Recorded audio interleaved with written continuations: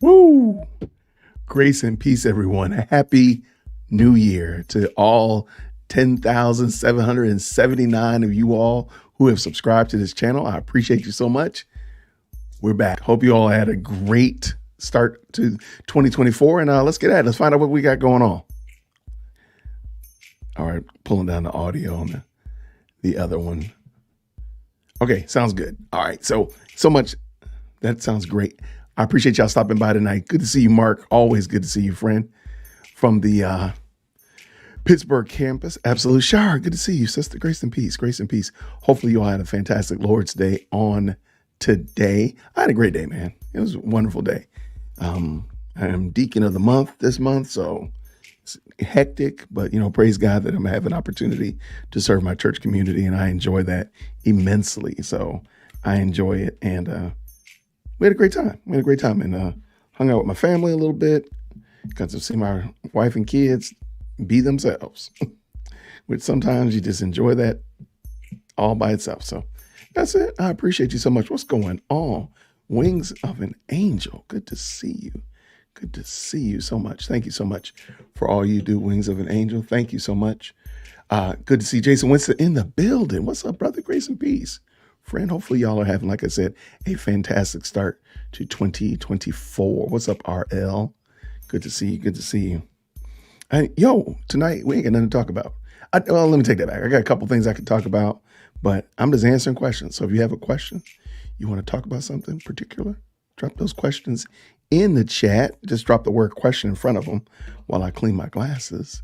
And then that'll determine, if you got questions, it'll determine if I'm using my notes or if I'm just speaking off the cuff. That will help me out a whole lot. There we go. Here's Servant S in the building. Good to see you, Grace and peace. Brenda's here. How are you? Good to see you. Good to see you. Hopefully you all had a wonderful Lord's Day and all of that good stuff. In 2024, it's starting out in the right direction for you. Here we go. All right. Trying to see what other kind of cool stuff.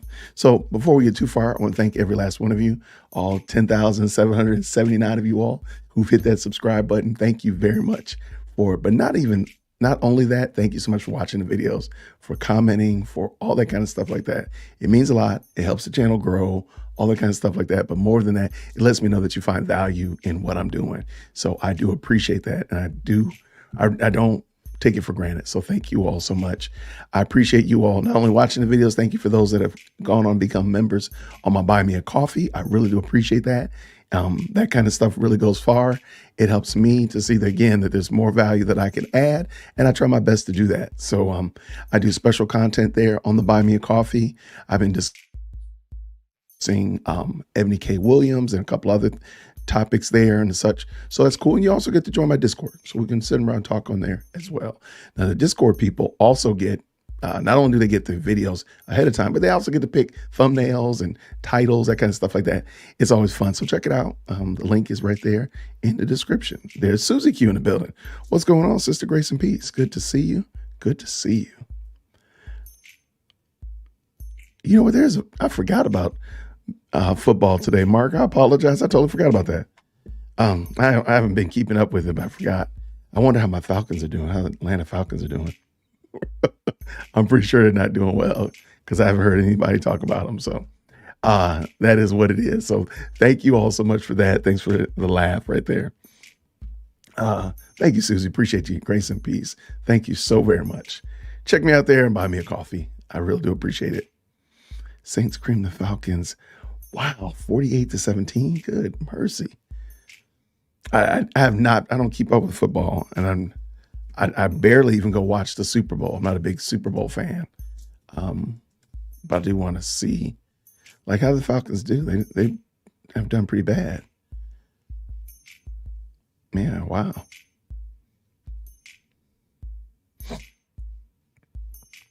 Oh, they got destroyed. Yeah. What was their record this year? 7-10. That's not good. I mean, well, let's be honest now. New Orleans not much better. 9-8. Now, granted, they're still ahead, But 9 and 8 is not that much better. Let's just tell the truth, shame the devil. Okay. Hey, what's going on, Jarena? What's happening? Good to see you, Sister Grace and Peace. Mary's in the building. Oh, we done got an upgrade now. We got Mary in the house. What's happening? Good to see every last one of you again. Hopefully you all had a fantastic Lord's Day. I don't know how I got started talking about football. Sorry, I don't even watch football like that. But yeah, I don't. Eric is in the house. What's happening, Eric? Grace and peace, grace and peace. All right. But again, if you have any questions, please feel free to drop those questions in the chat. And I'm going to be trying my best to answer them if I can. If there's anything I can answer, I'm going to do my best.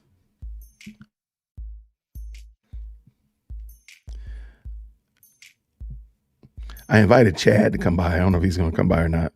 He just literally just texted me. Okay. I don't think he's going to be coming by, but it is what it is.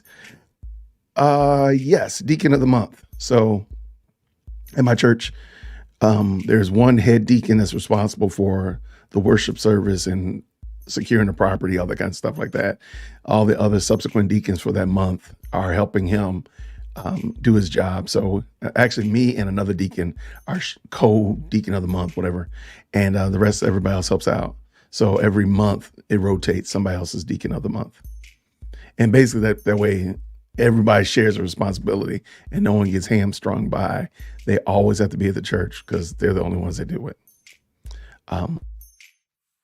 So yeah, that's it. Why are the Braves exempt from Atlanta must be stopped? The Braves, because, well, one reason, the Braves stadium is about 7 miles from my house, give or take. So I need them to be as successful as possible so they can continue, so that my property value will continue to be in the positive. So they can continue. Speaker Jamal Harris, Brian, William Murphy, they must be stopped. Andy Stanley must be stopped. Atlanta Braves must continue. There we go. That's why. Yeah. Oh, yeah. So that's our team effort. I mean, it works out really well. And again, it just keeps everybody from, there's a lot of deacons with young families. You know, of course, y'all know the dynamic duo are older. So I don't have the same home responsibilities as some of them. So it's always good to be able to spread that out. We have several, like I said, we have a lot of deacons now that have younger children. So it's always good to be able to, like, hey, you know, you're going to be deacon of the month, but you're not going to be deacon of the month every month. So like whoever was deacon, like this is January. So I'm going to be done with this. And I only have to do it one time this year because we have so many new deacons. So that's cool. So once I get done with this, I got 7 more services. I'll be finished. Wait, what is this, Eric? I really should be rewarded, shouldn't I? I have a word with Jason for me to get me some. Hey, you know, I need to work on that. I'm trying to work on that. So I'm working on some Dear Woke Christian merch, but there's a couple of things with that. You don't want to overdo it because, again, this is a Christian channel and such like that. But there will be probably some Dear Woke Christian merch by my birthday come April. So just keep your eyes open on dearwokechristian.com. Tonight's beverage of choice is water because I realized I had not drunk a lot of water today, but I did have a lot of coffee. So I said we'll just have water the rest of the night. All right, what we got here? All right, let me check my notes. Where'd my notes go?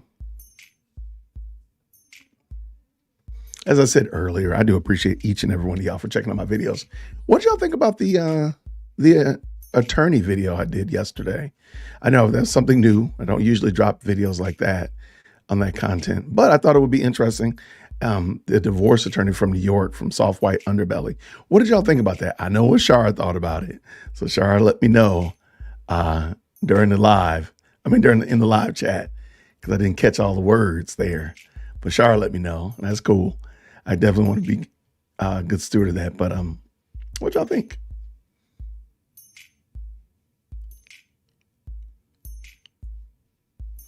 All right, let's see. We got anything in here?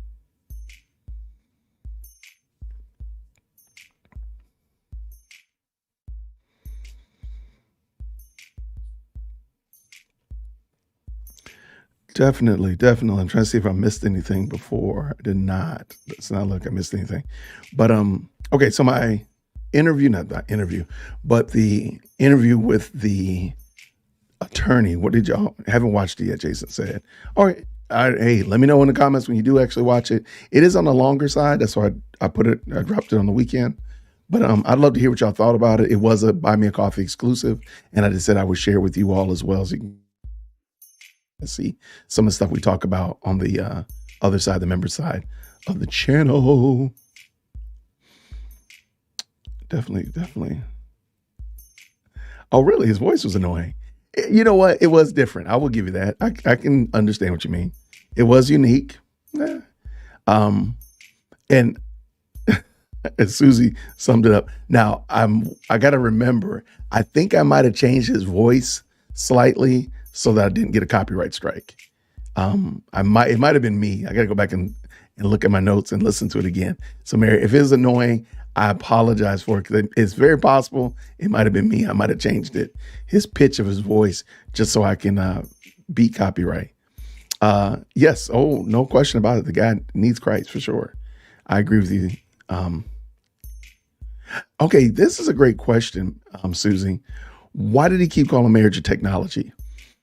I think that's an interesting question. I don't know why specifically, because I don't know this gentleman, why he was using the word that he was using. However, I've noticed a trend with people outside of the Christian faith.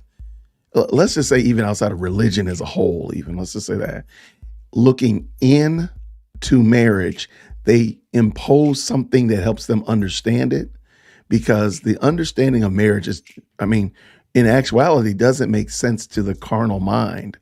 But so for them to call it something like a technology, or like Ebony K. Williams literally calls it a business agreement or a tax write-off, like they're focusing on what would be the benefit or what would be the reason or rationale for someone to agree to marry another person. So I don't know why he calls it a technology specifically, why he did, but I do believe that that is why they use those kind of terms, because they're trying to understand this agreement where a man and a woman agree to care for, love, and to take care of one another till death do them part. That doesn't make sense to the man-made ideology. So I can understand that. So that's why I think he did it, but I haven't dug deep into it. I just thought it was really weird when I heard it myself. So I'm glad somebody else picked up on that. So it was shrill. It was probably me, Mary. So please accept my apologies there. Yeah. So technology is an odd word to use. Yeah. I had never heard it before. I'd never heard it until that interview. And that's part of the reason why I wanted to share it with y'all. Cause I was like, yo, this right here, this word is wild. Cause I'd never heard somebody use that. And the way he explains it actually is even more wild. So, oh, no question about it. They are carnal. No question about it, Brenda, at all.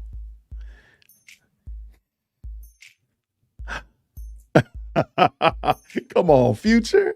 Come on. I've been enjoying this whole entire week discussing that topic. So yes, if you're not certain what Future's talking about, I just said that I've marked myself safe from Cat Williams. Cat Williams did not call me out on the Club Shay Shay video. So come on. Oh, come on. That thing was so funny to me. And Jarena says, fallen humanity handles everything with a focus on benefiting, but no acknowledgement of the Lord's design of things. Amen. That's it right there. Traditionally, marriage has been an institution. Thank you so much, Susie. It's something that has benefited society. Technology is for personal use. I agree, but like we could say the advent of trains, that's a technology. The steam engine, that's a technology that's benefited society. I don't think it's necessarily that it doesn't benefit society. I just think the term, calling it a technology, and I think because technologies do become obsolete, maybe that's why he uses that term, because it is obsolete. In his mind, it's becoming obsolete. Kind of like writing on papyrus was a technology, several thousand years ago, but writing with a pencil became a newer technology, and then an ink pen, and then of course typing, and so on and so forth. So each subsequent technology got more and more complex and made the previous obsolete. That's the only reason what I think about. Only thing I think about. That's what I think he was trying to say, but I really don't know his mind at all. All right. You know what? Hey, don't tell nobody. I was not actually in service today because I was, patrolling and out putting out fires and such like that. I actually have to listen to the sermon. I saw it, like I saw him preaching, but Mary, don't tell nobody. Please don't tell anybody. Don't tell them. I will listen to it, and I will make sure that down in the comment section, I will give a quick summary of what the sermon was. If you would give me by tomorrow, so get me by 9:00 tomorrow morning, Monday, Eastern Standard Time. What's that? January 8th. I will leave a quick comment on what Joel preached on because I wasn't in service today. I'm usually very apt to take notes, but I was doing my duties. I actually have not eaten dinner, and the dynamic duo, Shara, them and this President Firstborn and this air fryer, she's perfecting these chicken tenders. I think you might have mentioned it before. She was making chicken tenders the other day, and she literally was making chicken tenders when I walked in the kitchen. So that's my babies. I love them. Oh, you know what? Real quick question. If you have an air fryer, I have a question for you. Do you use a liner in the air fryer, or do you just let it drip with no liner? So the reason being is because they've cooked several times in it, and it looks grungy in the bottom, and they wash it each time, of course. But I'm like, why don't you just get a liner? So I looked online. There are these liners that fit right in the basket. You put your food in there, and then, of course, it's made out of parchment paper. And then you're done with it. It made sense to me. They thought I was the biggest blasphemer ever. No, Dad, we can't use that. What are you talking about? It makes it easier to clean up. Because, the air fryer was dirty from them cooking something this morning for breakfast. Don't you want to make it easier for yourself? I don't understand. So if you use an air fryer, do you use a liner or some kind of parchment paper or anything? Just a serious question. Okay, now this is something interesting. Thank you, Jason Winston. He says the church, Big C, has not done a good job of defining and or demonstrating biblical marriage. I can give you that. Absolutely. Yeah, I can totally give you that. And there's a lot of room for us, the body of Christ, to grow in that regard and do a better job. Yeah, I will absolutely give you that. And his servant says it's a cold term. I agree. I totally agree with it. It's a very cold term. And I mentioned this during that video. And if you're not familiar, I dropped a video yesterday with an interview with a divorce attorney. And he gave lots of insights, lots of just some nuggets to take away. But I mentioned that a lot, that he doesn't talk about the role of marriage in raising children. He just seems to completely miss that or skip over that. And I think it's because he's calling marriage just a what do you call it? A technology, or as you said right here, a cold term. So it's not a warm, loving term. So when I say technology, I don't think about, I'm going to cuddle my child up with a technology, or my child's going to grow in a wonderful home of technology. No, that's not what I think about. I think about something that's dead and cold, or that's very isolated or aloof. So yeah, maybe that's part of why he doesn't talk about, and I mentioned that in the video, he doesn't talk about the benefit of a mother and father committed to one another in the home, raising children. And maybe that's why, because he doesn't understand, or he's using a dead term or a cold term.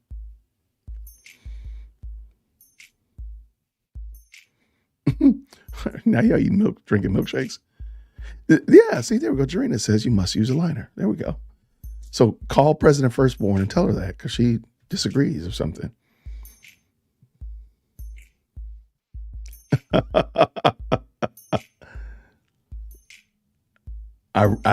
Susie, because it's you, I don't know if that's sarcasm or if you're true. Susie says, I guess it's a good thing that there are some of us who like using obsolete technologies. I like spinning wool into yarn with a drop spindle. I got this feeling, I think she's telling the truth. Susie seems very crafty. I love it. You made homemade pizza? No, I will. Hey, homemade pizza is fun. I will admit, I enjoy that. Now they're eating mini pizzas.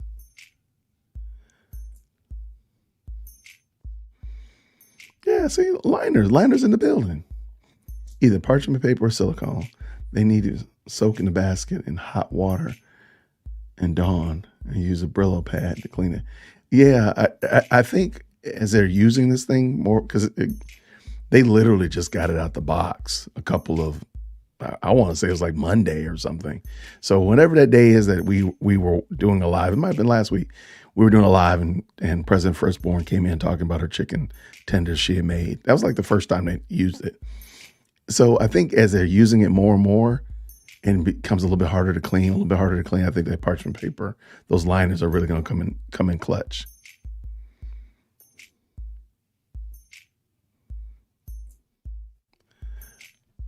All right, so yeah, Susie. So yeah, see, Susie's for real. I didn't doubt it. I knew it. Yeah, I'm telling you. I think as we age, there's certain things you just want to make things life easier for yourself, and certain things just seem like that's making my life more difficult. So yeah, they were like $2 for all these liners. I was like, man, this is great. I thought they were great. President Firstborn said I was blaspheming. I was like, okay, whatever. All right, yeah, I'm pretty sure they'll get used. I'm pretty sure of it. Susie says I'm 100% telling the truth. I then knit and crochet that wool into things for my kids that they can only wear 3 days a year in Houston. That's right. You are in Houston. Yeah, I don't know about that one. I love it though. I love it. What do you want? Why? Oh gosh. Here we go, ladies and gentlemen. And there's a hand. Y'all see the hand. Oh gosh. Here she is. There she is, ladies and gentlemen. Did you make what you made chicken tenders, right? I made chicken tendies. How'd they turn out? I think they turned out better than my last batch because I did the double breading thing. The double breading thing. What's the double breading thing? You dip them in buttermilk. Buttermilk? You do flour, buttermilk, flour, buttermilk, flour. Flour, buttermilk, flour. Are you dribbling? What the world are you doing? Flour, buttermilk. What's wrong with you? The Lakers need a new center. It's me. The Lakers need a new center. Baby, we live in Atlanta. Newsflash. What is wrong with you? Lakers need a center. But no, I'm proud of it. I think Okay, cool. I think it turned out better, and I figured out a better way to So, the IB learner in me, I'm The IB learner in you. and I know what I can do better next time. I like it. Okay. Cool. All right. Well, awesome. I realized I never finished applying for Chick-fil-A. Okay, finish that. I thought you said you applied for Chick-fil-A. I said I don't think I finished it. Oh, you need to get finished then. Toodles. All right. President Firstborn, ladies and gentlemen. President Firstborn in the building. There are no Lakers in Los Angeles, no Grizzlies in Memphis, and no Jazz in Utah. I agree. Now there are Falcons in Atlanta. I will say that. And Willie Doc's in the building with the phrase that pays. Atlanta must be stopped. Absolutely. Everything is better in an air fryer. That is so wild, man. I'm glad y'all like that thing, man. And it seems interesting to me. So the question is, what are you going to do with your people in Atlanta? So I know some other content creators and myself have discussed maybe doing a little bit more discussing especially those who are here in Atlanta, discussing our Atlanta problem. We got a problem here in Atlanta. I'm sure every major metro does, but we have a problem here, especially as it centers around faithful Christian preaching. So we were thinking about maybe doing a longer series, if you will, discussing, what is the actual problem with Jamal Bryant? What is the actual problem with Andy Stanley?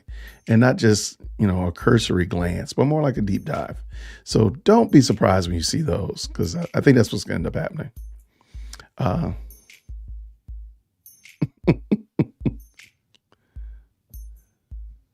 Okay, see, and see, Mary, you are with me. That's why I didn't want them to get this thing because it is pretty large. And what we're talking about is the air fryer. It's pretty large. And, my wife historically has wanted like a clean countertop. And then she went and bought this Keurig. And that thing is gigantic. And so she bought the Keurig. And I was like, okay, I guess you don't want the countertop clean anymore because you can't put that thing away. It's right there. But they do use it, so I got to give them credit for that. And then they got this air fryer. I'm like, yo, that's taking up the other side of the counter. Like there's nowhere to run to, nowhere to hide. And I said, wow, that thing's huge. So we'll see what happens. Hopefully it will. Hopefully it'll stay on the counter and keep being used. I hate for them to lose interest in it, like the Foreman grill. Foreman grill gets probably used twice a year now, or like the blender and other things that are in the small appliance graveyard, as you call it. But we'll see what happens. RL West said, I have a deep fryer, so air fryers aren't my forte. I got you. I hear you, my friend. DW Conley in the building. Good to see you. Good to see you. Grace and peace.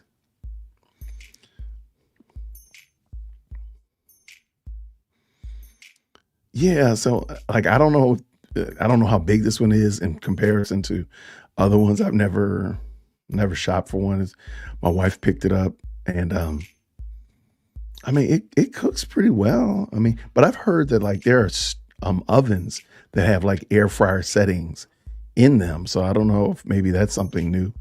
I have no idea how new this technology is, but they like it. The girls can cook, and my wife feels much better about them cooking when she's not at home, or especially the 13-year-old. So now the 13-year-old can cook, and the prohibition of you can't cook while we're gone is removed. So because she can use air fryer, so I mean, just can't use a stove.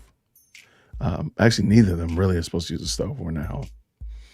It's really amazing reheating things. Future says one of our ovens is a convection oven, which is what it. Okay, that's what I thought. I was thinking an air fryer was a convection oven. I just wasn't certain. But it doesn't make sense to heat a whole oven for two something smalls. Okay, I got you. Okay, so that's what air fryer is. That's okay. It does seem loud too. That's another thing. Like it blows a lot of air. It makes a lot of noise, in my opinion. Because like I can hear it right now. I know she's using it, and I can hear it right here. Thankfully, y'all can't. All right. Yeah, my family, they all use the little Keurig situation, and that's what they've been using, his servant. So hopefully, I mean, so far so good. I have no problems with any of it. Like I said, the only thing is there's just not a lot of cabinet space anymore. So if you want to chop something up, yeah, you might you have to go in the garage and put on the car or something. I don't know. Like it's just there's not a lot of space, and we got these giant cutting boards.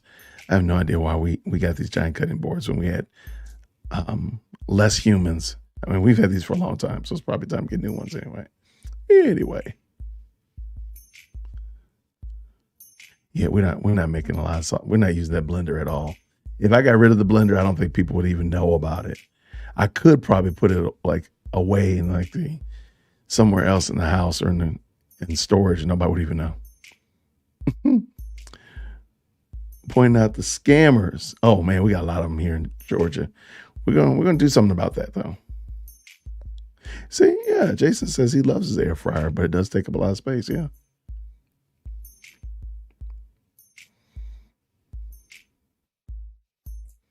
All right. Emerald selling an air fryer?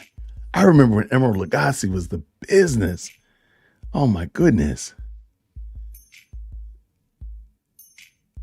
Really? I didn't know he was out still popular or relevant. I guess the word for relevant.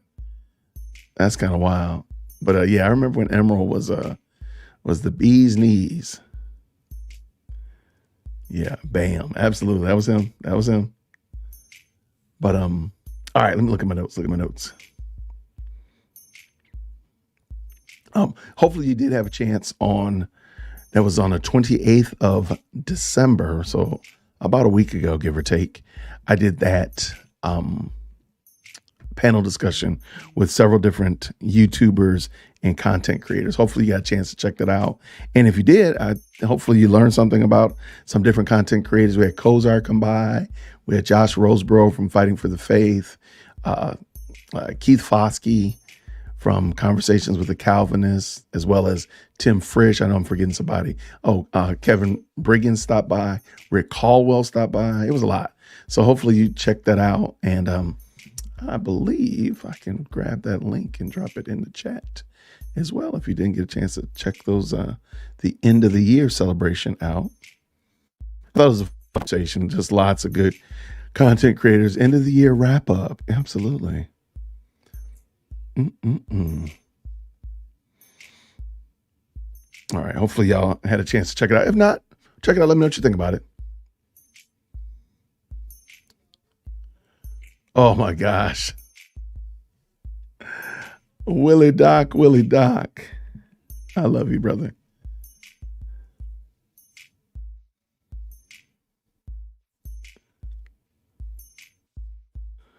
Really, Imra's a pan set?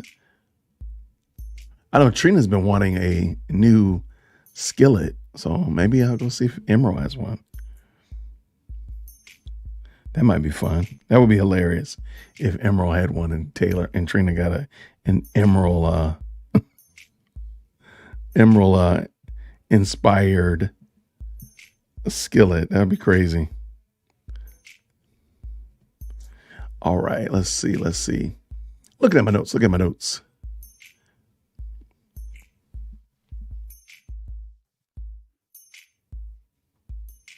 I think we got that caught up. I love it.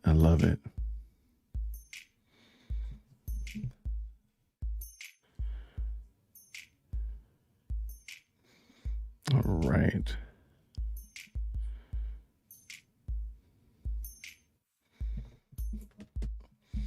I got them from my mom, Chardrowell said, when I got married 11 years ago. So I don't know if they are still sold. They are awesome. Okay. I just know Trina I know this is crazy, right? When she first started cooking, she got a skillet. I think she talked my wife into buying her a skillet at a grocery store or something. I don't know. And it's been around the block a little bit. It's been used a little bit. And also had that non-stick coating thing on there. So of course that doesn't, the non-stick don't stick forever. So I wanted to get different pans anyway. So maybe I'll go look and see if Emerald Lagasse. But they're pretty functional with the cast iron, so they're pretty good with that. So it's just that it's heavy, and so them picking it up, taking it to the oven or whatever like that sometimes can get a little bit precarious. But they're pretty good with it. So nobody's dropped anything. So no complaints, no arguments from me at all. What's going on? Rob Wilson from the Love Agenda. Rob Wilson came by the live stream. Absolutely. Good to see you, brother. Grace and peace. If I missed anybody, thank y'all so much for stopping by. If I missed you, it was not intentional at all. All right.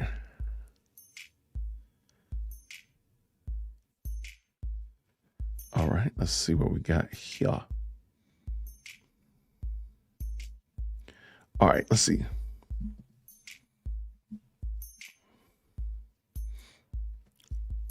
Looks like good stuff happening. Looks like a lot of family reunion going on, which is always good. Thank y'all so much in the chat. Y'all just keep the conversation going.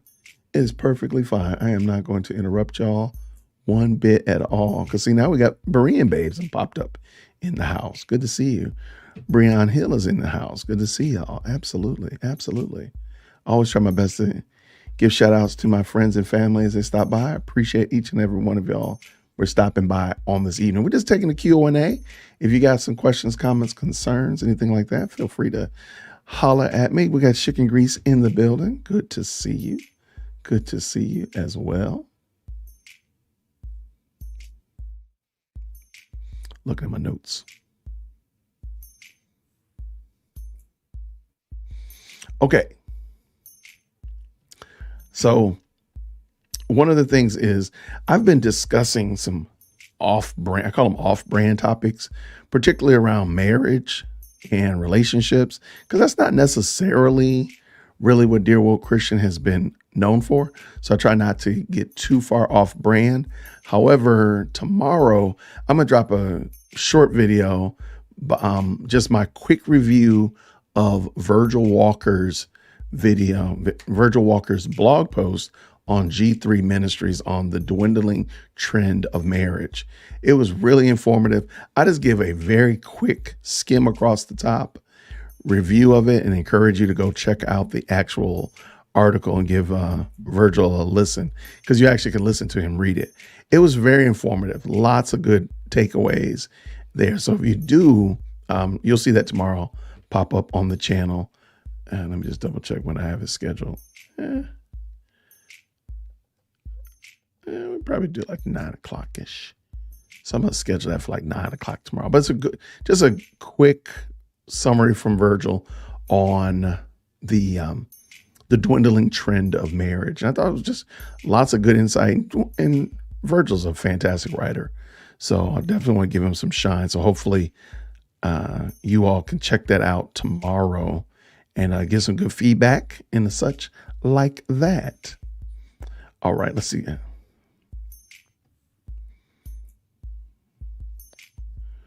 What's going on? Why are we flying? Where are we flying to, people?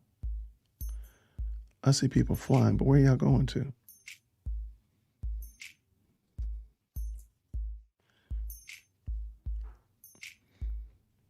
I love it. I absolutely love the family reunion going on in the chat. Thank y'all so much for encouraging. I see lots of prayers going on for Eric, lots of shout outs between you all. That's great. And I think that goes to show one of the reasons why we actually enjoy doing these live streams and even having these channels is the relationships that you all,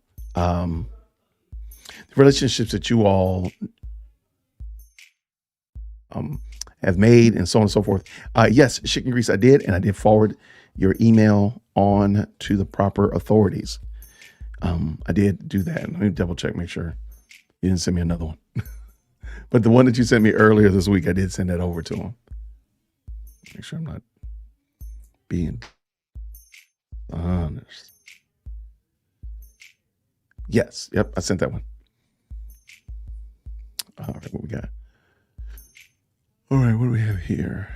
All right. I got you. I got you, homie. Absolutely.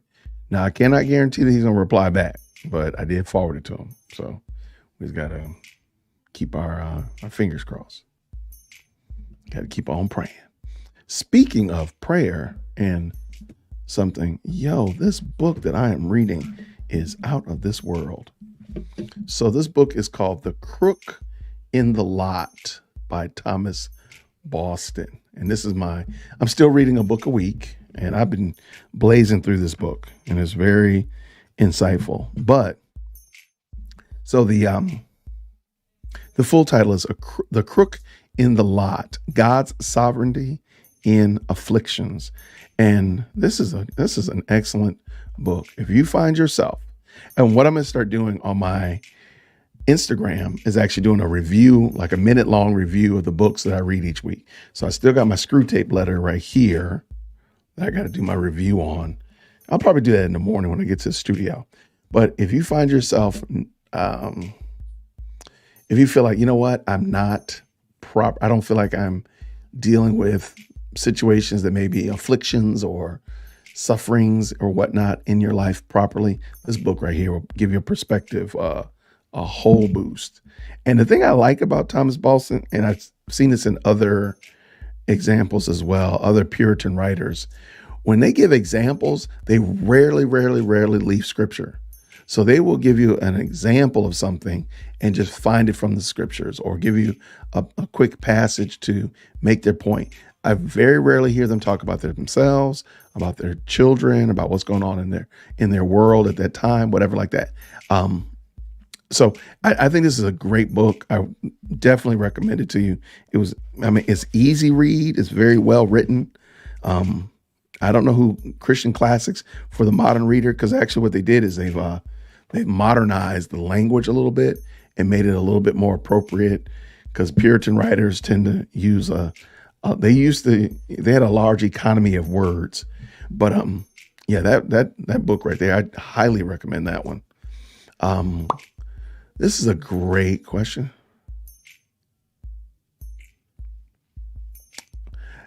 Every now and then, Berean Babes, if I find some good audiobooks that I really enjoy, yes. Last year I did a lot. I'm sorry, in 2022 I did a lot of audiobooks because I was getting behind.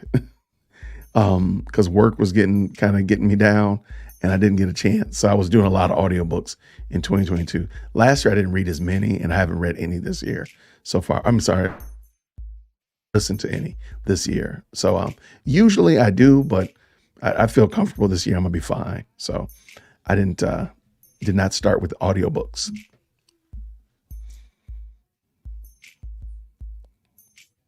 All right, what did I say? That Eric said C.S. Lewis. Jason is a man of good taste. Yeah, that was a great book, man. I mean, Screw Tape Letters is a classic for a reason. And it's funny because when you read it the first time, you might actually see yourself in somewhere in the book. And then you read it a couple years later, you see yourself somewhere else in the book, or a struggle or something going on in your life somewhere else in the book. And I've read it, I read it in high school, and then I remember in college, and I had no idea what I was reading. I was just reading a book. But yeah, so it's but yeah, I enjoy Screw Tape Letters quite a bit. So I'm glad that you approve. Where's this? Yes.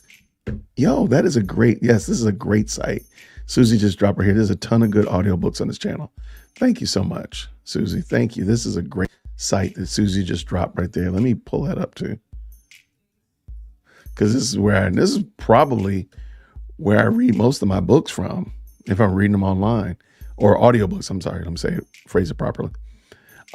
This is where I listen to The Holy War again. This is where I listen to Repentance. I listen to Pilgrim's Progress again in here. The Life and Death of Mr. Badman. Oh my goodness. Oh my goodness. Yes, this is a wonderful website right here. I want to say Screw Tape Letters on here too, I thought. But yeah, this is a great one. Repentance, by J.C. Ryle. I read that one. I don't say read that one. Listen to that one. Thank you, Susie. Thank you so much. I'll put a star by that one. Yeah, this is a great resource. Thank you so much. Totally was sleeping at the switch. So his servant says he needs more audiobooks. This is a great site then. I always feel like I'm cheating if I do not read them myself. I would get more read. I like writing in my books, so that's the only reason why. Oh my. I have Screw Tape Letters on audiobook read by Andy Surzik, and that's Gollum. Oh, that's gonna be fun. I wonder, does he do voices? Because that would probably be amazing. Yes, thank you so much, Susie. Thank you very much. That was a great resource. Oh, there we go. Char Joel says, I don't have time for actually read. If I do want to do books, they'll have to be audio. I agree. At this stage of my life, Susie says, all my readings that's above the level of Dr. Seuss in format are in audio format. There you go. Really? Spotify has good audiobooks? Yo, man, I'm glad we started this conversation. Now you got me looking. All right, let's see. Audiobooks on Spotify. Your guy didn't even think about that. And got that Spotify premium too. And hadn't thought about that at all.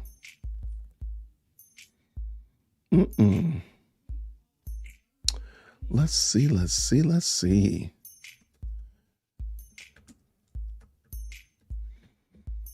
They do have what do you know about that? Oh my. Not bad. Insert that little meme of that guy going, I gotcha. Thank you, Susie. Thank you so much. No, that was great. Yeah. Well, there we go. Who says Dear Woke Christian is not a resource? Come on now. Come on now. We're being a resource up in here. Willie Doc even says, that sounds awesome. Got him reading C.S. Lewis.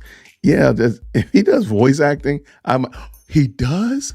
Okay, Mary, can you drop me the link? I will absolutely, because I think he probably sounds amazing. Really? Oh, man, you got to send me a link. Shoot me an email. I will absolutely listen to that. I'll listen to it again and give myself credit for 2 books. Yes, I will. I have no problem with that at all.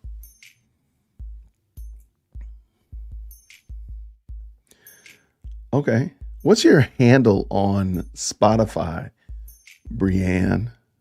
I have a large library to get through on there. I'm not the best. I will admit, I am not the most proficient on Spotify. I know how to make playlists, but I'm not the best with like following people and finding.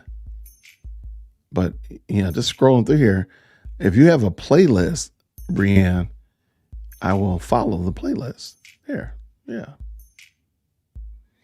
Local libraries are awesome. Absolutely. No, I have not read C.S. Lewis's R.L. West asks, have I read C.S. Lewis's Space Trilogy? No, I heard about it, but I've never actually picked it up. So I do apologize. If you want to shoot me a good place to find it, or if it's on audiobook, since we're y'all gonna turn 2024 into the audiobook year. But if there's something I've heard about it, it just didn't jump out at me like, I really want to hear this, or I really want to read this. So that's the only reason I haven't, but I'm not above it. Good to see you, Kiana. Always good to see you, Sister Grace and Peace. Okay, no problem. No problem, Mary. I will look it up. Matter of fact, I'm going to look it right now. I will find it. I think that'll probably be fun. A little bit of family reunion going on. Oh, well, that's fine. If you do find it, that's cool. If not, I'll let y'all know that I found it.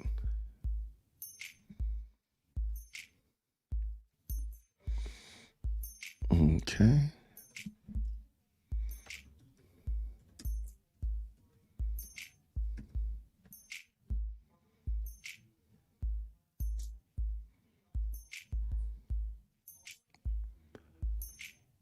All right. I found a lot of Brianne Hills, but I really think I might have found yours. I think this might be you.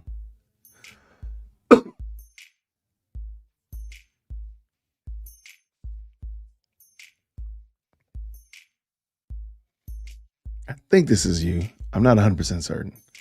I don't want to be confused. So what I'm going to do here, I'll give you my handle on Spotify and follow your guy there. There we go. That'll fix it. Because I don't want to put start following somebody shouldn't be following.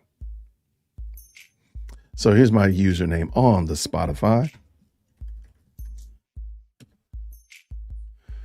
Mr. J. Witt in the building. All right.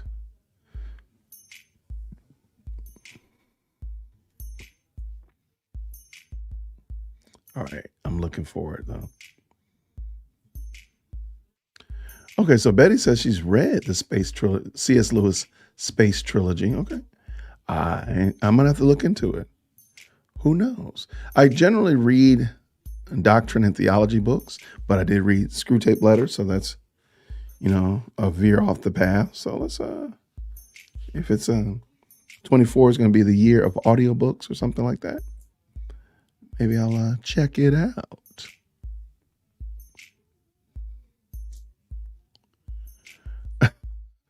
Willie Doc, you out of control, man. You were texting and driving. Don't do that, brother. Please don't do that. We're here in Atlanta too, by the way. So please don't put yourself in that position. Please don't.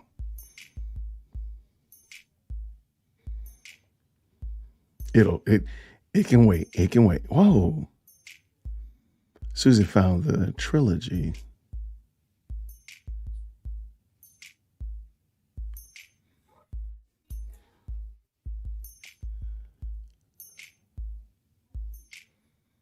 Oh, well, there we go. We always follow each other. Well, that's always cool. All right, so I'll look and I will follow you back. There we go.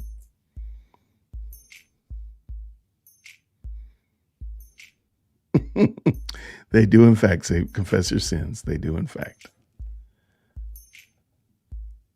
They do, in fact, say that, my friend. They do, in fact, say that. But yeah, if you have any other questions, drop me a question down there. Drop that old question in there. We can sit around and talk about it, figure it out, all that kind of good stuff like that.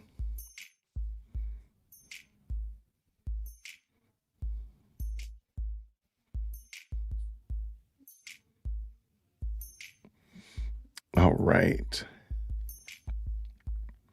It's funny because my deacons we have a deacon chat, group text rather, and some of the stuff questions they ask are killing me. I love those guys. Those guys are hilarious. All right. Oh, so now Brienne really follows me. All right. I don't know how to see who really follows me, so I'm going to have to do a little bit of soul searching. Oh my gosh. So Jason Winston asked, what are my thoughts on Cat Williams? Okay, so I got a couple of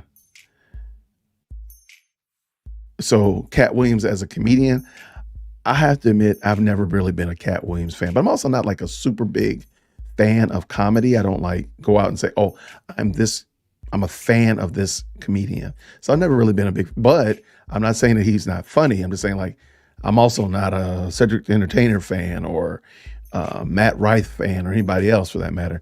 I was like, if I like their comedy, that's great. Okay, great. But so most comedy I can just take or leave. That being the case, I've always thought that Cat Williams came across as extremely jaded in the past. I felt like he had beef, he had issues. It just seemed like he came across as jaded, in my opinion. So when he came on Club Shay Shay, and I've been deep in the club, so I'm waiting for Shannon, holla at your guy. I did the Kirk Franklin interview with Shannon Sharp a couple of weeks ago, but this one right here I think was a little bit different because, first of all, it's really hard to understand if a comedian is being funny or if a comedian is telling the truth. So I think, and I've heard Shannon Sharp actually say, you know what, they just let him run because they didn't know where it was going. So they just gave him as much line as they could, just let him run as far as he could. And so I think his interview on Club Shay Shay was completely genius, totally genius. I've heard Shannon Sharp, I've listened to of his discussions after the fact, like when they recorded it, when they decided to drop it, why they dropped it like they did, all that kind of stuff like that. All that back office nuance, algorithm stuff, brilliant. But to allow Cat Williams to get a lot of things off his chest and to say a lot of things that he has been saying for years. He's been saying a lot of this stuff for years. But Shannon Sharp allowed him just go, just say, just talk. Now, Shannon admits that he didn't know a lot of these things. He didn't challenge a lot of the things, which I don't hold him accountable for that. He just allowed him to have a conversation. It would be very similar to if Jason and Winston and I were sitting down having a conversation, just talking over some wings and whatnot. I wouldn't necessarily push back on things that he says. I'm just allowing him to talk because he's my guy. I let him talk. And so that being the case, I think, as a human, I think Cat Williams is probably a really fun guy. I think he's probably a really nice guy. He does need Christ, though. He does need Christ. And you can hear it. You can see it in his actions, in his words, in his lack of forgiveness, his holding on to things, so on and so forth. It'd probably be good to, grant a little bit of forgiveness. Let some things go. It'd probably make him happier as an overall person. Not saying that he's not justified. And if he felt like somebody wronged him or something of that nature, he should be able to just go ahead and let those things out. You know what? I have no problem with that. I think, again, Shannon Sharp and them, they absolutely understood. They understood exactly what was going on. They knew what was happening. They did their homework, for lack of a better term. They understood the assignment, as people like to say, and they let that guy go, and he did nothing. He did not disappoint. He did not disappoint.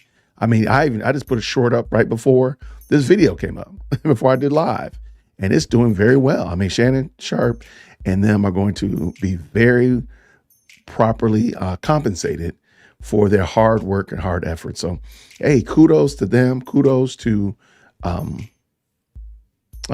Cat Williams. I hope that again. I hope he's able to kind of mend some of these relationships, because some of these things seem to be really old. When you talk about somebody stole a joke from you in the 90s or things of that nature, you know what? I think I'm not saying that he's wrong for being upset, because he's not a believer. So I think, getting saved, coming to saving faith in Christ, and letting go of some of those things would probably be very, very extremely beneficial for Cat Williams. So that's my 2 cents. But hey, I love what they did. I thought it was a great shout out to Shannon Sharpe and Chad Ochocinco and the basketball player Gilbert Arenas, I think his name is. They do lots of little recaps and nightcaps and stuff like that. Shout out to them. I think they did a great job. Q asked, what time are you available on Saturday for a studio tour? When you get here, we will be here. This Saturday coming up, I am free as a bird.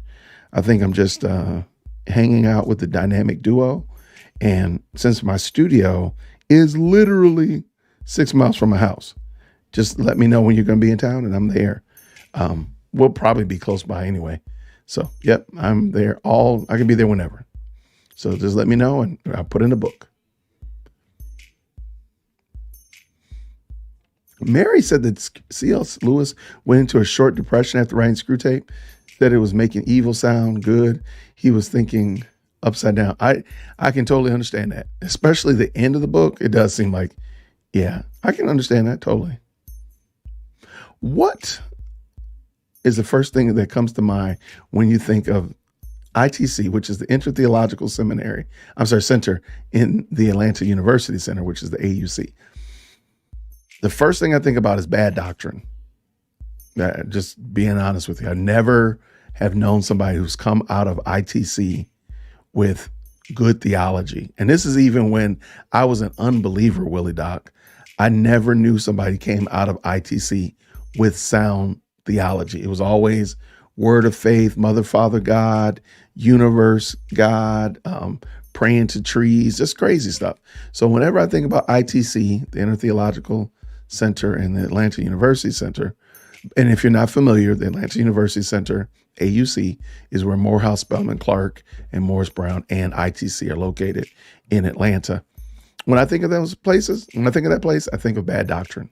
That's usually the first thing, like some kind of synergism, just some kind of mishmash of craziness. So that's the first thing I think of.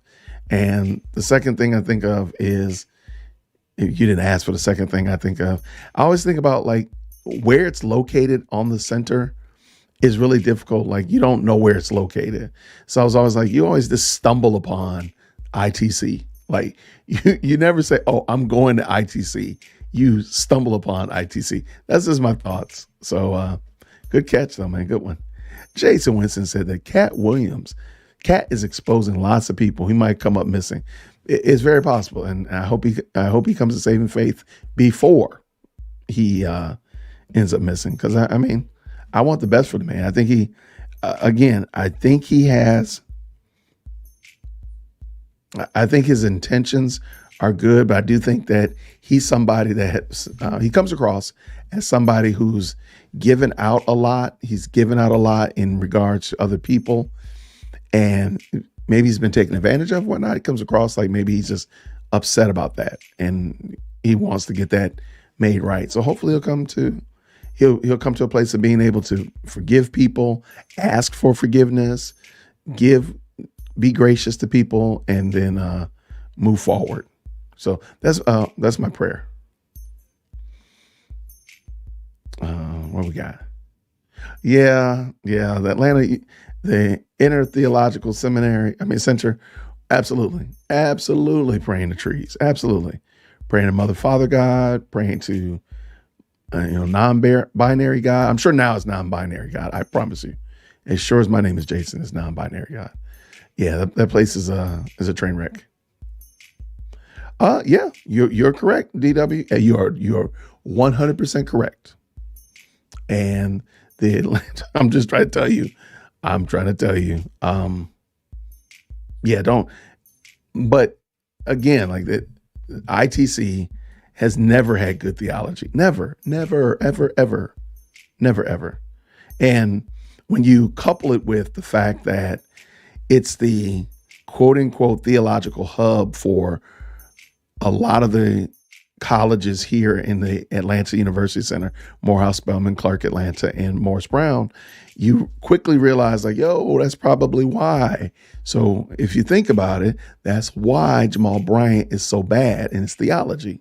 That's why E. Dewey Smith is so trash in his theology, because Inner Theological Center plays a role in the theology teaching or the religion teaching or the doctrine that gets passed around the Atlanta University Center. So it's not, hey, I really wish I was joking. If I was joking, I would have said it already, but I'm not.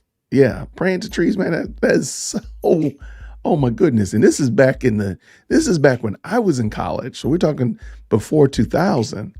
So I'm talking about 96, 97. Okay, so I can only imagine how crazy it is today. I promise you they're praying a non-binary tree God. I promise you.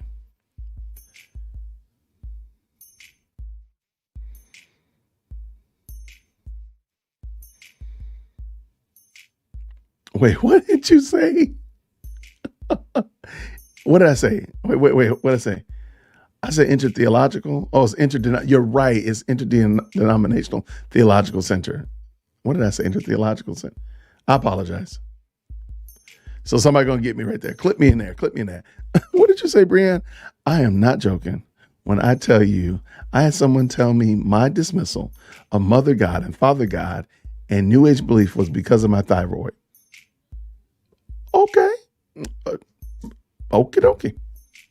Okay. Well, there you go.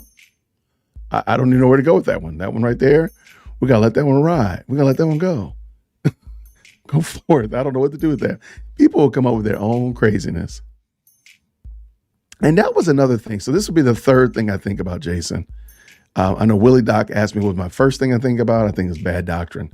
My second thing I think about is like you stumble upon where it's located in the Atlanta University Center. But the third thing is it did always weird me out that you had this interdenominational school where Baptists and Catholics and AME and all these other and Pentecostals and such were all being taught simultaneously together.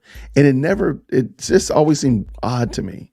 It always seemed odd to me. And of course, it didn't help that everybody I met that went to ITC had really bad doctrine.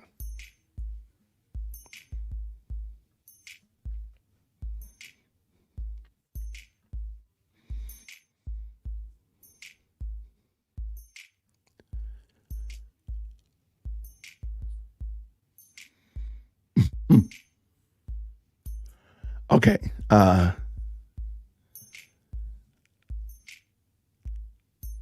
Why are we looking? What are we looking up? So yeah, it's and I apologize if I mispronounced it when I said ITC, but yeah, it is Interdenominational Theological Center. I said Intertheological Center. So I messed that up. I apologize. Always, always good to be corrected. Thank y'all so much for correcting that. And if you got any other questions, let me know. Feel free. All right. So yeah, looking at my Shannon Sharp video, yeah, it's doing pretty well. I mean, I think it's an interesting discussion. I hope they're able to encourage more discussion like that because I think it's good. Wait, what do we see here? Grant says Black Hebrew Israelites in 2060. There will be a rock band called Black Sabbath. Therefore, blacks are the real Jews. You know what? The bad thing is, I know you're probably joking, but I don't think you are, because Hebrew Israelites be coming up with their own rules, their own rules. Oh my gosh, I can totally believe that this would happen. Totally could. Oh no, I totally believe it would happen. All right, what we got?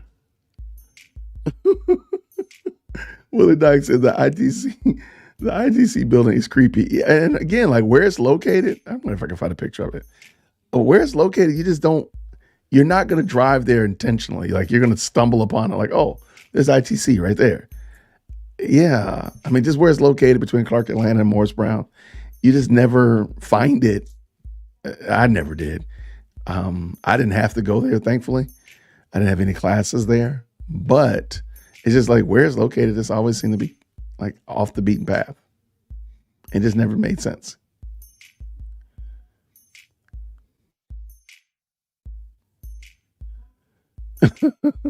Grant is in the building. Don't you know, Brianne? Grant is in the house. He comes in. Question from Grant: who's more racially diverse and oppressed, 100% black person or a 50% Caucasian, 50% Apache person? It depends on what weight class you are in the victim Olympics. That's really it. And then, of course, what discipline you're going for. Are you going for the gymnastics? Are you going for the high dive, the javelin throw, the hammer toss? What is your discipline in the victim Olympics? Really is going to tell how oppressed you are. I'm going to go with a 100% black person, just on the cursory level, because black is the new black, and at the current moment, we currently pay lip service to being concerned about American Indians, but we really don't care. They really don't care. So somebody that is an American Indian and maybe they truly have been oppressed or whatnot, people really don't care. They really don't. So black is the new black. I'm going to go with 100% black person over the 50-50 other person. But again, if it's in track and field, it might be the black person. If it's in another discipline in the victim Olympics, it could be a coin toss. So that's my answer. Willie Doc says, do you think it was justified ousting the President Gay at Harvard? Okay. I've actually steered clear of this conversation for a couple of reasons, but I'm going to go ahead and address it now. I am here to watch the left and the cultural Marxists eat one another. I'm here for it. I'm absolutely here for it.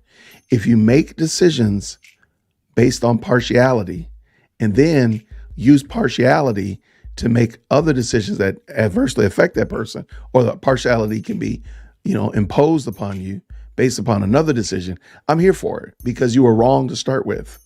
So if you're making decisions based upon somebody's ethnicity, not on their merit or their character or whatever of that nature, you limit yourself in being able to defend that person in the future.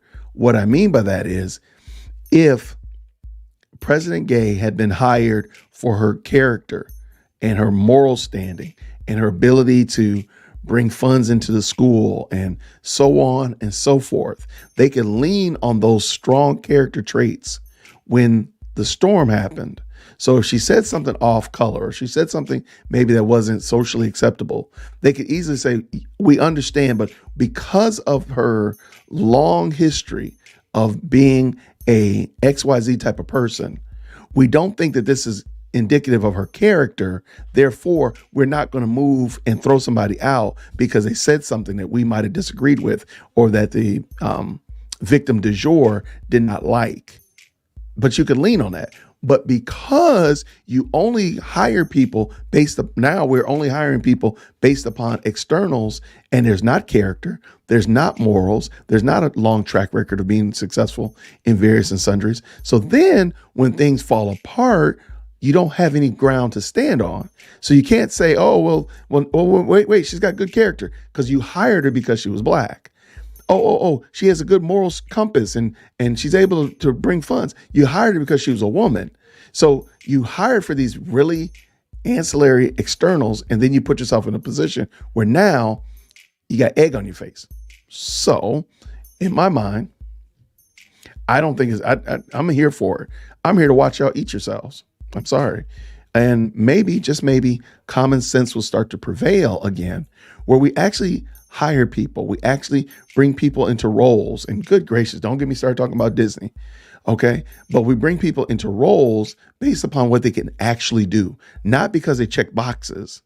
Oh, we got a woman and she sleeps with another woman and she's a woman of color. Oh, great. Let's give her this role. Well, when you do those box checkings and you don't actually weigh it against their ability to perform. I know meritocracy is evil. I know that, but please understand, people want a good product. I understand y'all think, otherwise, but people want a good product.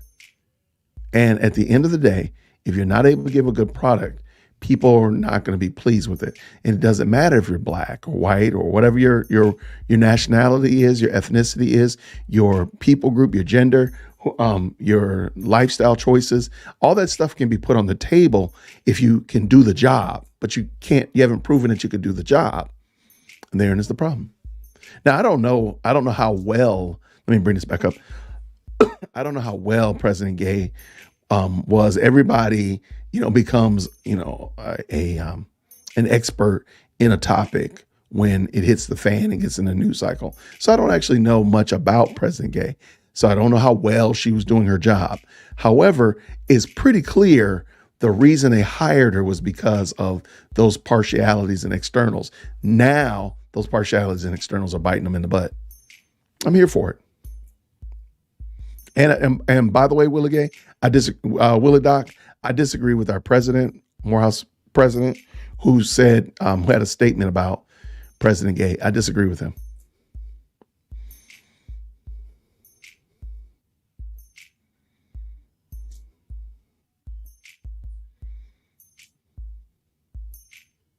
All right. Yeah. Harvard reaps what they sow. Yeah, absolutely. It's nobody else's fault but theirs.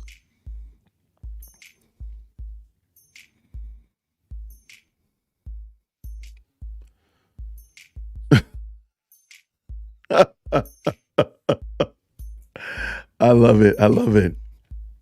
But if they had done the due diligence, but again, when you lead with, it's kind of like in dating. If you lead with if a man leads with his wallet, he's always going to have to perform from his wallet. So he's always going to have to dole out money to prove his worth, his value, so on and so forth. But if you lead with your value that you bring to the relationship, your money will follow. But money doesn't matter because you know that this is a man of high value. But here, I don't believe that they led with value. They led with externals. And there they go. I'm here for it, though. Mary says that Todd Shannon, by the way, I need to reach out to him, did a great video on Gay. He compared her resume with another professor. Gay's strongest asset was she was black. I will have to go check out that. Thank you so much. The left stays losing, but the problem is the left loses up. So you can always fail upward if you're a lefty. If you're a lefty, you can. So Gay is going to pop up and she's going to be on the Biden administration or something. I promise you, that's what's going to happen. She's going to pop up on the Biden administration right alongside Stacey Abrams. So the left can do that, whereas other people of moral character should not do that. Should say, hey, by the way, you failed in this role. You're gonna have to start back over again or take 2 steps down, whatever of that nature. But she'll end up on the board of some major company, and she'll always be talking about this moving forward.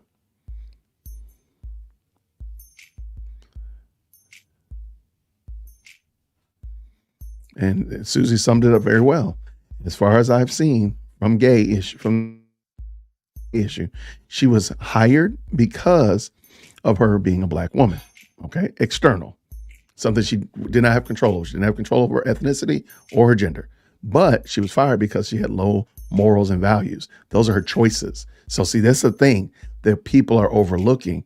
Your externals, aka your gender, your ethnicity, those are things that are immutable. You can't change those. I know. We're in 24 and people said they can change them just by saying it, but you can't. You can't change your DNA. Sorry.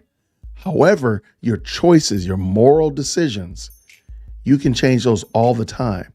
They can be good, they can be bad, they can be right, they can be wrong, all the time. We make moral decisions all the time, and they reflect our character. And it seems like young lady here did not have good character, but she checked all those boxes. If you do box checking, you're generally going to put yourself in a spot where it's not going to go well. Oh, that's a good question. Grant, how's that big puzzle coming? He said 13/60th done. That's pretty intense.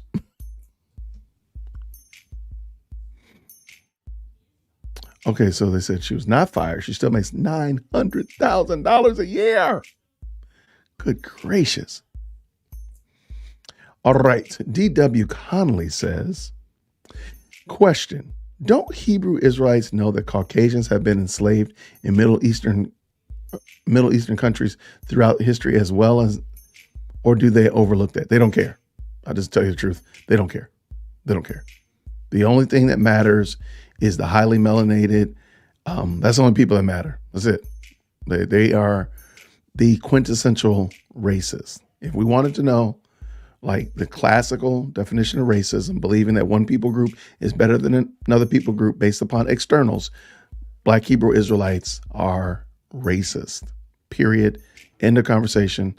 Nothing else we got to say. If you're a Black Hebrew Israelite, I do want to let you know that you are racist. You can let go of that sin, though, by turning to Christ and letting go of your ethnic bias. But at the end of the day, I mean, if you still hold on to Black Hebrew Israelite ideologies, you are racist. That's not saying that they're the only racist, because there are other people groups that hold similar ideas. But Black Hebrew Israelites are the most quintessential, bloodthirsty, ridiculous racists on the block. Catch me outside. DearWokC@gmail.com. If you have a question, comment, or concern about that, make sure that we let them know that they can email management. Link down in the description, or in the chat, rather.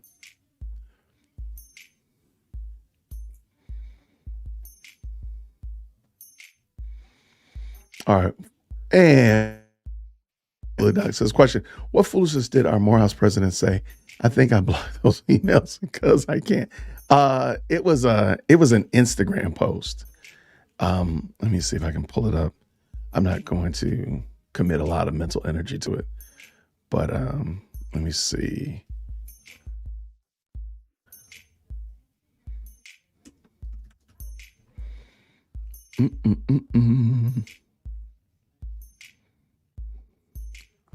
Yeah. All right. Let me see. I'll bring this in real quick.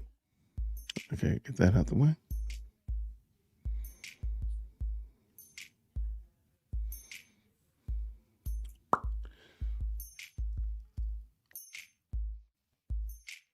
Okay.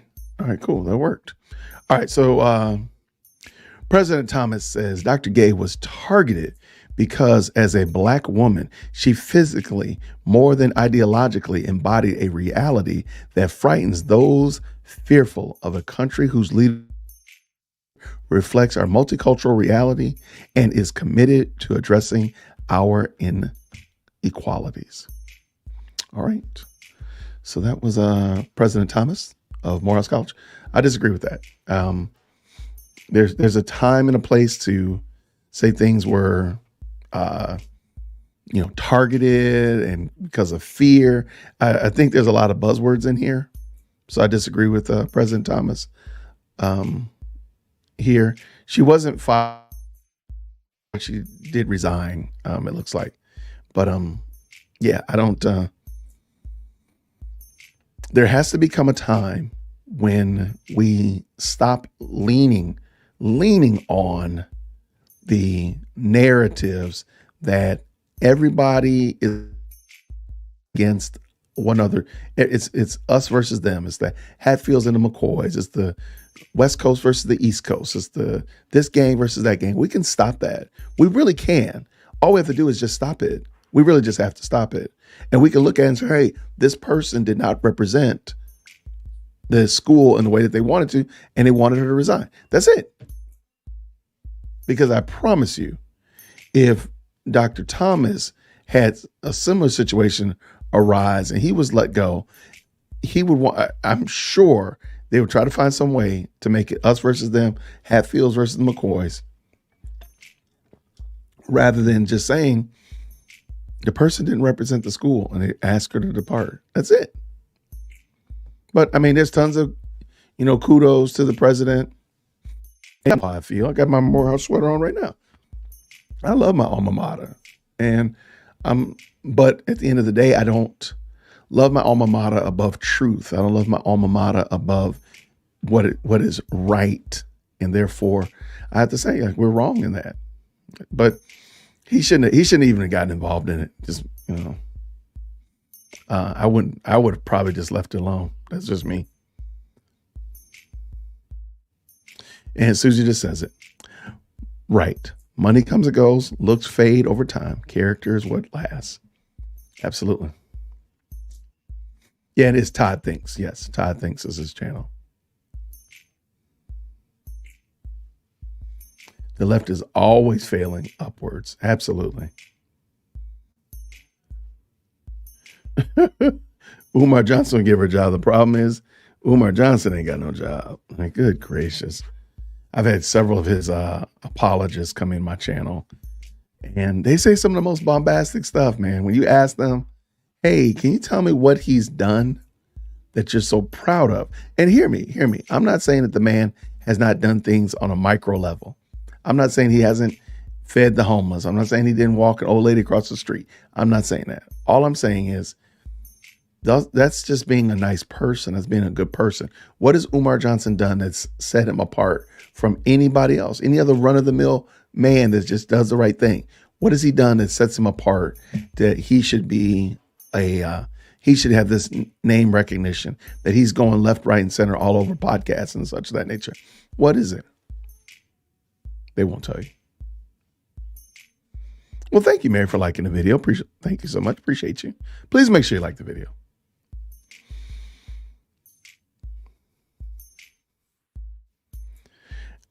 Yeah, and again, and Susie says it right, and I'm talking about the Hebrew Israelites. If you think that's slander, watch some of Vocab Malone's street apologetics videos. You can just pull up any of their videos and just listen to them talk. I mean, and it's pretty telling. Very telling, very quick.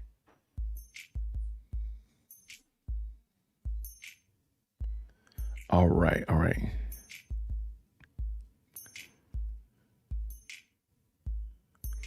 What? Has anyone here besides me played Super Mario Brothers Wonder? I got it for Christmas and beat it 100% yesterday. Holy cow. Was it a great game? Really? I haven't played a video game in some time. I used to play Halo, which, oh my gosh, that's such a great game. But the story got wonky and I left after Halo 5. But at this time, America, and this is Jason Winston, at this time in America, Black people can do no wrong. Full stop right there. Where do Black people, I'm not going to even finish reading the rest of that comment. I'm not going to even read the rest of it. I just want to ask you, what can Black people do that they can be corrected on and say, hey, high melanin people group, that is wrong. What is something that it could be? What is it? I'm just asking, because there's nothing. I got nothing. Let's finish up. It's racist to hold anyone with high melanin accountable for anything. Amen. Like, tell me something that Black people are being held accountable for, where they say, no, this is wrong for you to do this, high melanin people.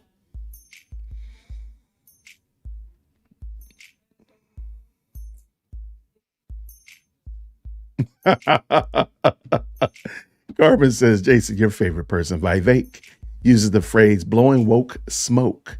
I kind of like that. I had not heard him say that. I like that. Woke smoke. I like it. Thank you so much, Chicken Grease. Hit that like button, comment, share, comment down below, all that kind of good stuff. Thank you so much.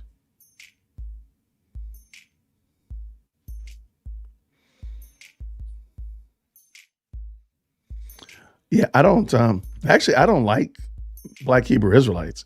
I kind of follow like Corey Minor on that and say, hey, I don't engage with them at all because they're not rational people at all.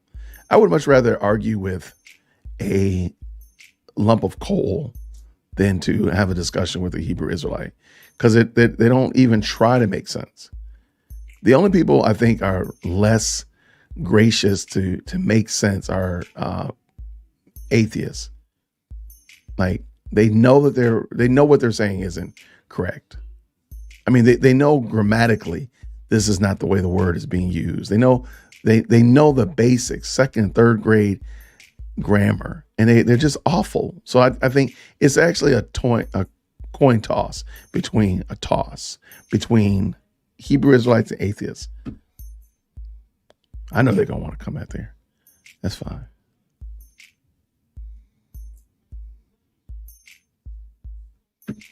Oh my gosh. These people get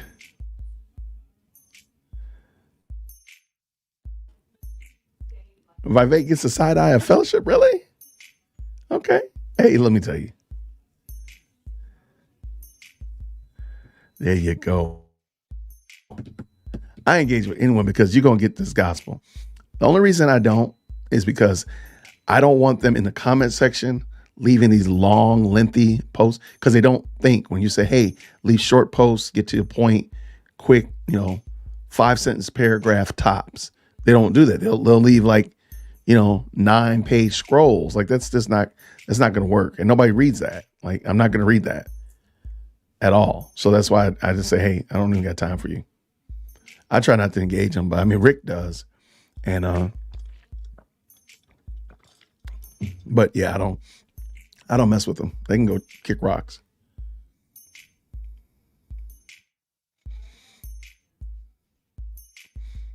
All right.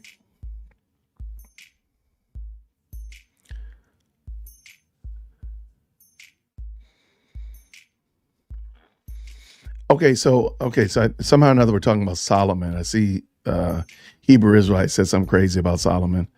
And so I too, where is it? Right here. Yeah, okay. So D.W. Conley, this is what I'm thinking. A lot of these marriages were just ceremonial marriages. They were just like marriages on paper to secure land or marriages on paper in order to secure part of a kingdom, so on and so forth. So I don't think like he was servicing 900 wives he was servicing all of his wives and concubines. That's just my 2 cents. I don't think he was actually like engaging in marital relationships with them all, but they were just on paper his wives because that gave access to kingdom and that gave access to resources and treaties and so forth. That's what I'm thinking, but I've never actually heard anybody dig into it. But that's just what I've always thought because I there was no way I ever thought that he could actually be taking care of that many wives realistically.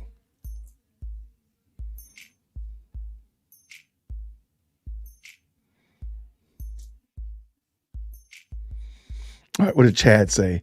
How come Chad Jackson doesn't support Vivek?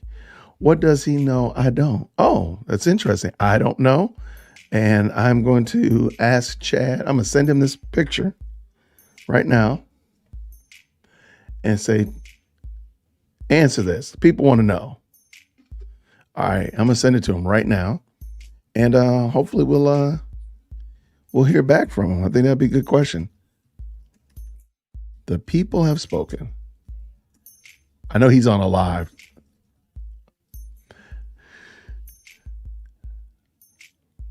But Chad is also a little bit more, I would say much more, forgive me, in tune with politics than I. So if he's going in a direction, there's probably reason to agree with him or understand what he's saying. So I'll have to find out. This question came up on my live stream. All right, as soon as I hear back from him, Mary, maybe I'll do a little quick short or have him. I'm sure he'll probably do it. All right. What's going on, Randy McFoy in the building? What's going on? What's going on? Seekers of Truth. Truth Seeker, please forgive me. Good to see you, brother. Grace and peace. Yeah, he's in the middle of a live, but Chad don't be checking his text messages anyway, so it don't matter. I could text him, email him. He'll get them next week anyway. So yeah, I don't know, but I think that's good, Mary. I will find out. I think that's cool. Reading is fundamental. Reading comprehension is essential. Neither of which are practiced by BHI. I agree. There's some real basic understanding of language. I mean, you don't have to be deep in Hebrew and Greek. And a lot of the time you can clearly see these people don't even want to know. Don't even want to be pretending like they're teaching what the scriptures say. Or they're challenging, if you're in the area of an atheist, like you're challenging what the scriptures say, that's fine. But be honest about your challenge. Don't challenge it about something that it doesn't say. You hear that a lot of the time, like, yo, the scriptures don't teach that. The Bible doesn't teach that. But they'll just keep doing it. All right. What we got here? Go like that. Y'all go like that video I just posted. Tell a friend. Push it out there.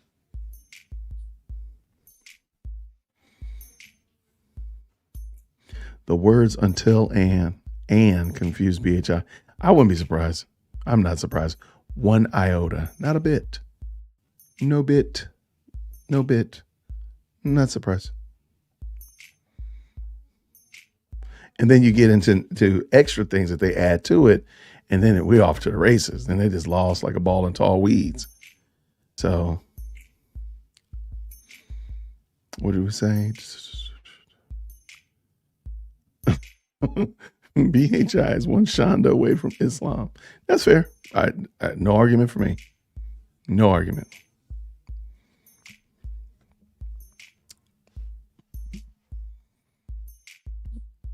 No, I do appreciate y'all so much.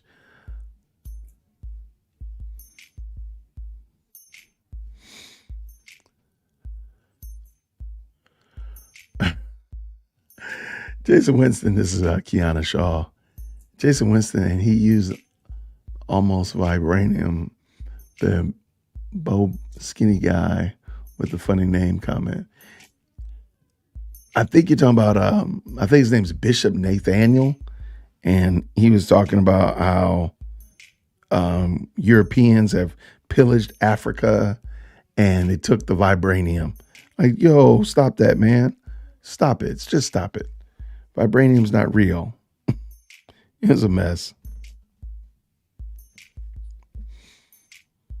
All right, what we got? Oh, some good questions. Thank you. If y'all got any more questions, man, let me know. For real, though. I just wanted to hop on here, chat it up a little bit, talk a little bit about what's going on the channel this week. I do plan on dropping, like I said, tomorrow. I got a video just kind of reviewing Virgil Walker's video on the dwindling trend of marriage. And that's actually it. I got a couple other things in the fire, but I have not put them together yet.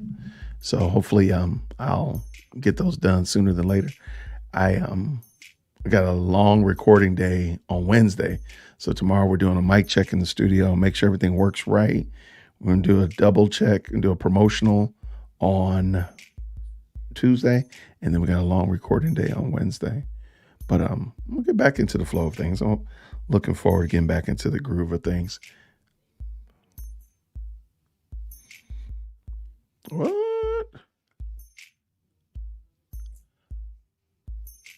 All right, so we were talking about Vivek using the Barack Obama comment about being the skinny guy with the funny name. I mean, but it's true. I mean, Lord knows it's true, because if I mispronounce it, everybody gonna let me know. Speak on when pastors twist the scriptures. They will live twist lives. Well, live twist lives. I we got my guy here in Atlanta who loves twisting scripture. Bless his heart. So we were looking at one of the sermons that William Murphy did a sermon today, kind of reflecting and kind of pointing out, again, just trying to justify his behavior on last Sunday and Monday. And it was horrible. So we were actually thinking about doing a review of it, just to get it out there and have some fun. So, man, it's horrible. But we got to pray for that guy for sure. Good call out. Good call out. Question from Char Joel. When is the next Dusty Comments video? I'm sure you've had some. Oh, okay. Thank you. So I've actually been doing Dusty Comments. They're actually, the video is done. So I've actually been doing it. I've been collecting my Dusty Comments, and I decided just to give it to you all in a different way. So, you know what?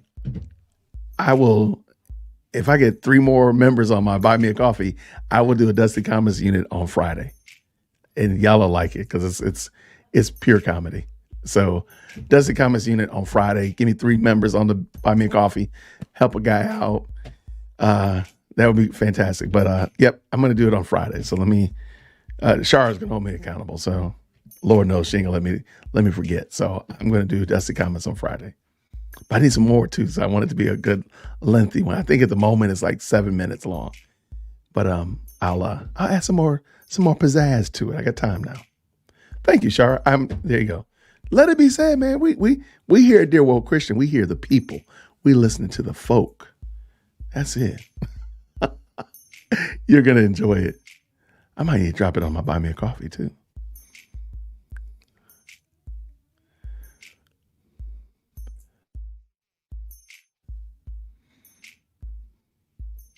All right, so D.W. Conley says, I love all people like Jesus taught. Everybody here does, but Bishop Nathaniel misrepresents scripture. If Old Testament punishment, absolutely, was still around, he would be put to death. Absolutely. No, because he misrepresents scriptures all the time, wholesale even. No, it's out of control. But I think, okay, so as Thomas Boston mentioned in The Crook in the Lot, let's say that Bishop Nathaniel is a crook that the Lord has allowed to be in the lot. And the lot is the straight straws. The lot is the things that are going right. But you have this crook, this area that is just completely not straight. It's not beneficial and whatnot like that. And what do we do with that crooked thing? Because you can't make it straight. So that's one thing you can't do. So just imagine like if you had a crease in a piece of paper, no matter what you do, you cannot uncrease that. You cannot get that crease out. It'll always be there.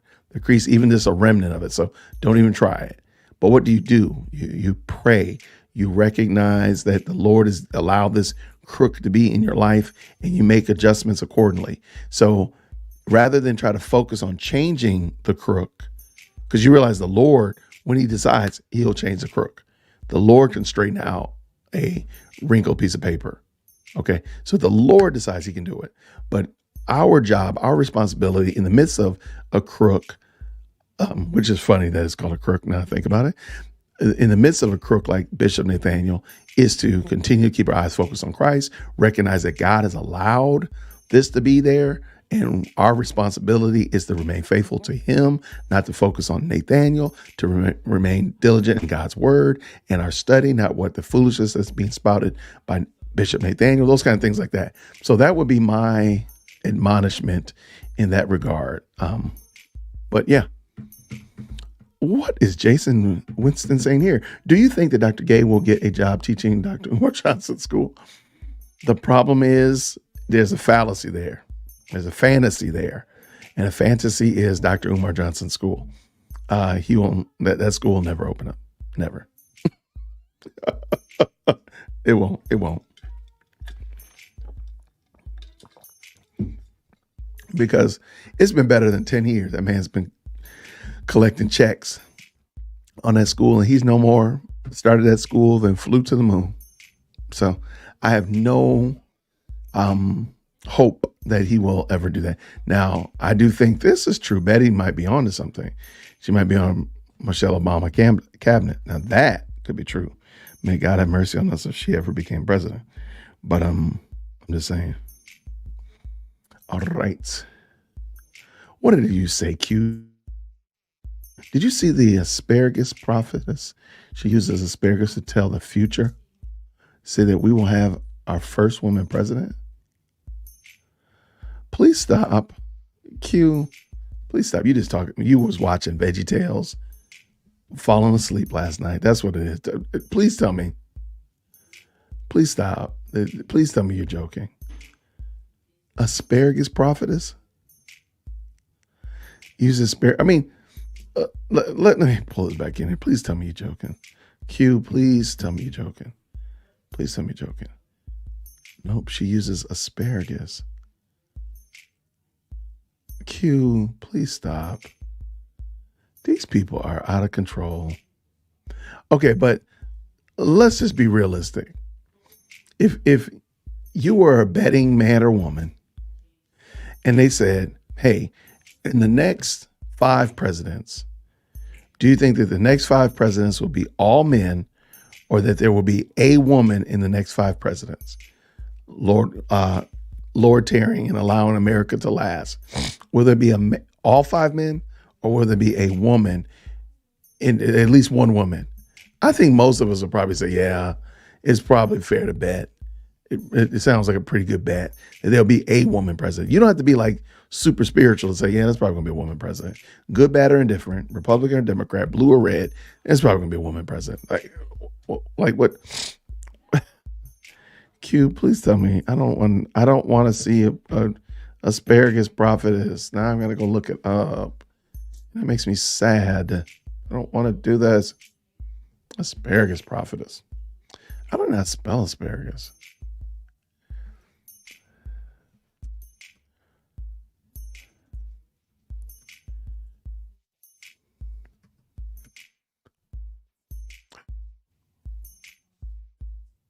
Y'all, please stop.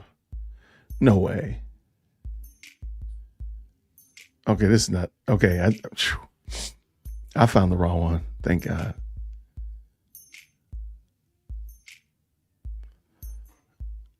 These people right here, man. Y'all are wild. Q, send it to me.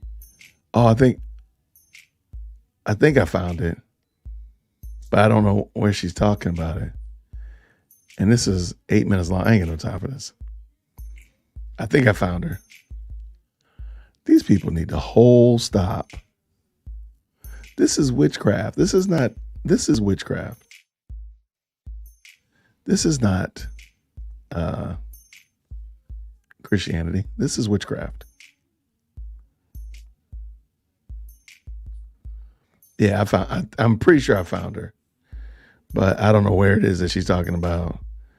What's she talking about? But man, this is not Christianity. This is not Christianity, people. See, that's why we have atheists come in the channel or in the comment section saying that Christians believe this kind of shenanigans when they don't, when they truly don't. But they see it and then they don't hear, well, I think sometimes they ignore when people push back and say, no, this is not Christianity. This is something different. They don't hear that part. And they just think that we are okay with this, which is crazy, bananas, cuckoo town. But you found it, Susie? Oh my gosh.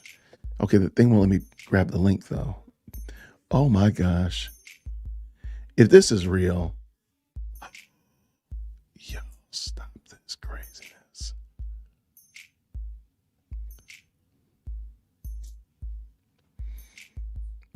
Oh my gosh. Okay. All right, we gotta do this. Hold on. I had no intention of doing this. This is live Any living colored people, we're doing this live. Okay, we're gonna suffer through this together. Please do me a favor. Please hide your children.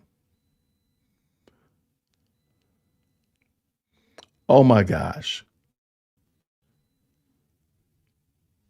All right, let's just check real quick. Make sure you can hear it. Recent Coachella Music Festival. Well, a festival of a much different kind kicked off this week in England. Okay, can y'all hear that real quick? I just want to make sure y'all can hear that. Can you drop a 5 in the chat? Drop a 5. Please tell me you can hear this. Fried okra prophecy. You guys are out of control. Q, I'm gonna send you. We're gonna have to ban you from the.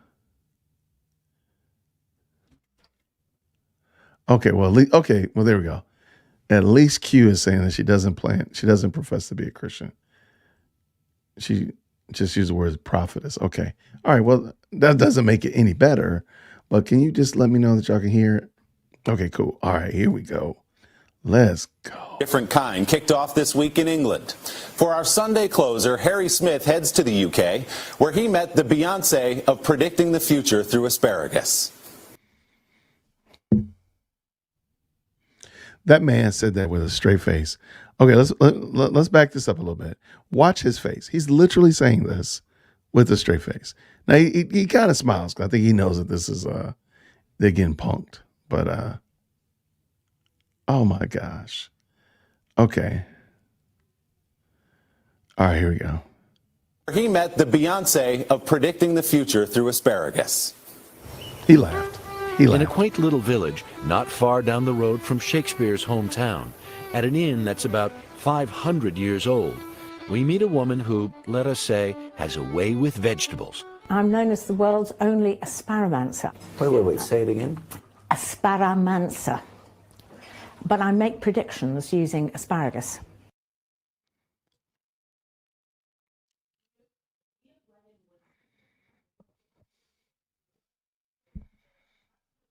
Okay. All right. Really? Yes. I'm the only one in the world. That's quite a distinction. Jemima Packington is her name, and she's created a bit of a sensation because what she predicts tends to happen frequently. Every December, I make about 10 or 15 predictions, and then we see how we go. British Album of the Year. Nice big A there. Adele. Two, There is a big three. A there. Yeah. Brexit, royal babies, the burst of the Bitcoin bubble. She's called them all. When I was a small girl,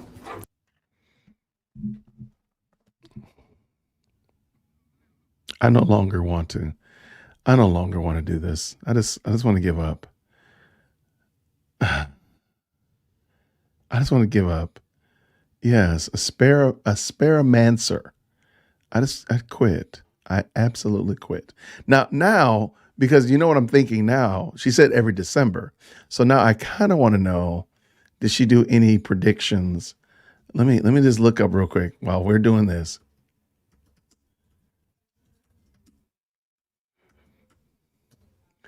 I cannot believe this. Oh my gosh. Oh my gosh. She actually has predictions for this year. Oh my gosh. Let me see. Are they quick? Okay, here we go. Okay, yeah. All right. We're off the rails. This has now gone insane. Please help me out. Please buy me a coffee, because I might need to change it from buy me a coffee to buy me something stronger. Good gracious. All right, let's go. When we get done with that, I'm going to pull up her predictions for 2024. We need to pull up the predictions for 2023 too and see how she did. Oh my gosh. Okay. This thing is off the rails. we were sitting around eating asparagus, and I'd actually predicted something. I can't even tell you what it was, but it was afterwards when I was getting into my teens. They actually explained I had an old aunt who used to read tea leaves. Right. He looks so confused. He's like, how did they send me out here to talk to this lady? What did I do wrong with the producers? Why do they hate me? I'm talking to a lady who throws asparagus on the table. Oh my gosh. So she could read and make predictions, and they think that it skipped a generation and it came to me. We stepped outside to give it a try. Has anyone said or suggested to you that you might be a bit eccentric? Has anybody ever told you that you're crazy? That's what he meant to say. Has anybody said, proposed that you're crazy as a lark? That's what he meant to say. Always. I'm glad to be amongst their number. It'd be a poor world if we were all the same. If you want your future told, the process is simple. This is predictions just for you. So you could say the future is in my hands. It is indeed. Just toss and learn. You have a very, very busy picture here. The asparagus indicated possible conflict and future travel. And no, I'm not going to tell you the rest. But I had one more question. I can tell him something. His urine's going to stink if he eats that asparagus. For the woman they call the mystic veg. So, assume for a moment we went to dinner tonight. Yes. There's a plate of asparagus. Is he hitting on her? Yes. Is he hitting on the lady? Trying to take her out? He's shooting his shot. Go ahead, man. It's Yes. Do you eat it or does it speak to you? I eat it. I eat it because I'm off the clock. Which she says speaks to the versatility of the delicious green spears. oh my The good gosh. thing is, once we finish the reading, you can then take the asparagus home, run it under the faucet, and then cook it and eat it. Oh my Prediction you gosh. can have for dinner. Absolutely, yes. Cheers. For Sunday Uh-oh. Today, Harry Smith, Eversham, England. Harry Smith with the Asparamancer. What else can you ask for on a Sunday morning? Harry, thank you very much. Harry got punished. They were punishing Harry. They said, Harry, we're gonna send you out here to this crazy lady, and you're gonna have to pretend like what she's saying is cogent. Okay, so all right, here's her predictions. All right, so man, this show has lost all meaning. I'm sorry. All right, stop sharing. Share this one. Oh my gosh, you are not even ready for this. This is craziness. These people, oh, this is crazy. All right. So here are the predictions for 24, forgive me. I should go back to 23 too. All right. Number one, there will be a big regime changes throughout the world on a huge scale. What does it mean? Members of the royal family will get divorced.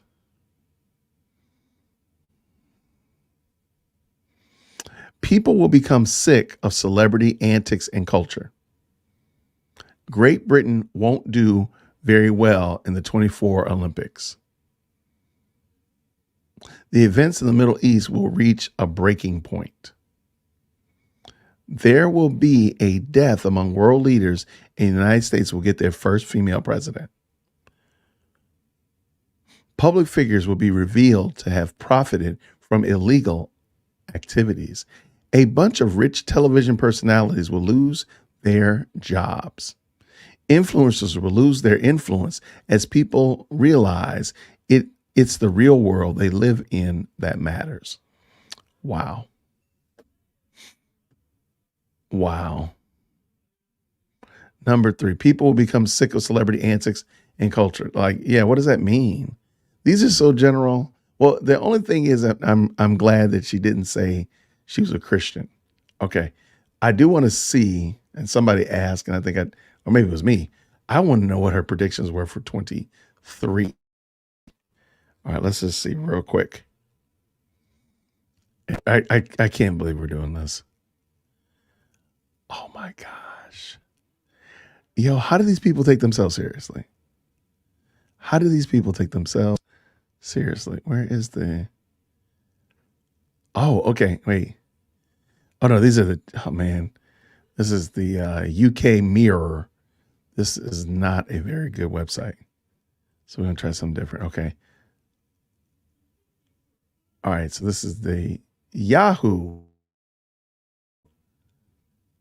version, but it doesn't give me the predictions. Oh, here it is. Oh my gosh.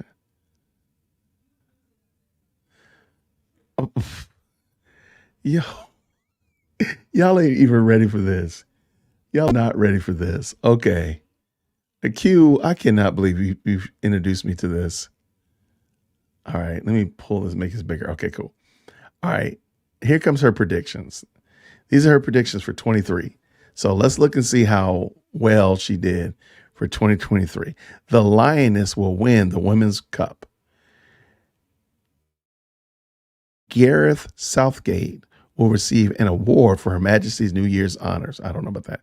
The government will survive, but will be under pressure to improve people's lives. Food rations will be considered.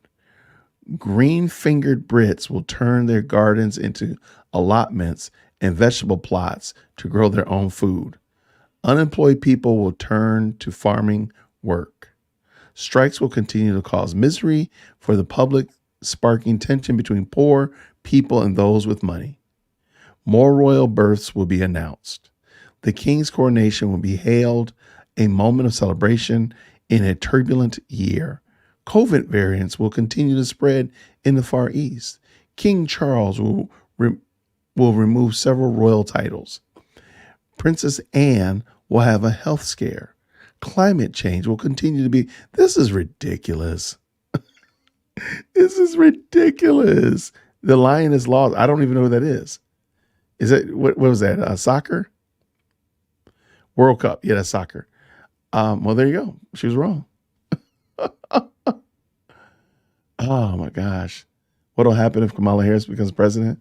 We'll realize that we need to come up with a we shouldn't vote on, we should return to a meritocratic electorate. That's what we'll do. It'll prove to us that we probably have stepped in too deep. We're in too deep. Yeah, they're very vague, Susie. These are very vague. All right, let's see. Let me get done. Shock celebrity deaths. Okay. High profile political public figures, not prime ministers, will be exposed as corrupt. Hollywood A-listers will come out as plus community. Chelsea FC, I guess that's football club, will become a major Premier League force. More Premiership rugby clubs will go into receivership, and some players consider returning to semi-pro status. Educational reforms involved university students will make the news, and UK will not rejoin the EU. There you go. That is the asparagus. Oh my gosh. That is the asparagus predictions. This lady is ridiculous. She said Brits will have victory gardens. I mean, basically, that's what she said. Yo. Oh my gosh. I had never seen that before. And I'm very sad that I have. My life is not made better because I've seen that. I'm very, very sad.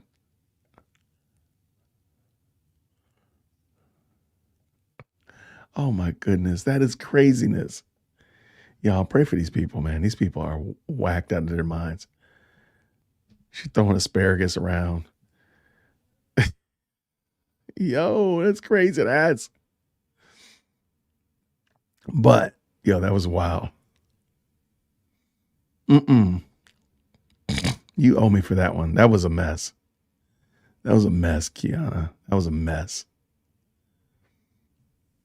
I am glad, though. I have to say, I am glad that she didn't say she was a Christian. That's the only thing that's made that slightly more palatable, was that she did not say she was a Christian or that God told her to do that. That's the only thing.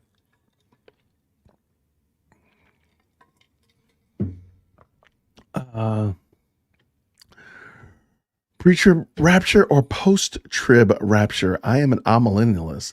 I don't believe in rapture. I think we've had this discussion, not you, DW Conley. I've had this discussion here. I don't see anything in scripture that causes me to believe that, well, let me say it like this. If I was to believe one or the other, I'd probably believe in a post-tribulation rapture simply because I don't see anything that causes me to believe that the Lord would remove his people from their struggles and their troubles and such like that. That's the only thing that would be it. But I don't believe in the rapture. I don't see scripture that helps me understand that. But I'm always open to understanding more. But I am an amillennialist. What we got? Susie says, if I threw asparagus around, my dog would eat it before I could even get close to looking at it. I mean, like, what?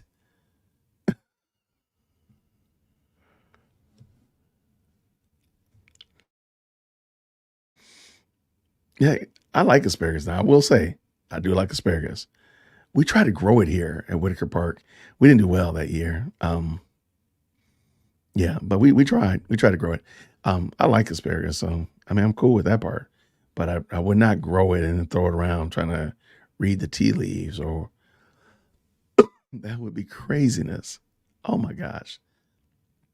But at least she admitted that she was wrong. At least she admitted she was wrong. But yeah. All right, what we got, good people? I cannot believe that you shared that with me. I cannot believe that. I'm so struggling, so troubled by that. Reading the asparagus, I mean, literally reading the asparagus tea leaves, like legit asparagus tea leaves. And you know what? That's probably true. And well, not probably. That's true. We tried, and I just don't think we got it even that year, because I think we got some. I feel like we bought them from Pike's Nursery, and they were kind of like already started, and they just didn't do well. And no, we did not wait till next year. So yeah, really, okay, maybe we need to try better. Or I'm not going to be using asparagus tea leaves to predict the future. I'm kind of like with chicken grease here. I threw some clothes on the floor. The only thing I got was that I will be doing laundry in the future. That was it. That's it. That's it. Like I'm reading my cup, and it's telling me that I need some more water in here. That's it. That's what the cup told me. The cup spoke to me. Oh, did she? No, please tell me she didn't. Q, please walk away. Just walk away. She said that she tried broccoli, but it didn't work. Please walk away. I mean, you could probably make more letters, if you will, with the asparagus. So, I can totally get it. That's craziness. Oh my gosh. That is so crazy. Oh my gosh. I'm really feeling some kind of way about society now. I feel bad for us.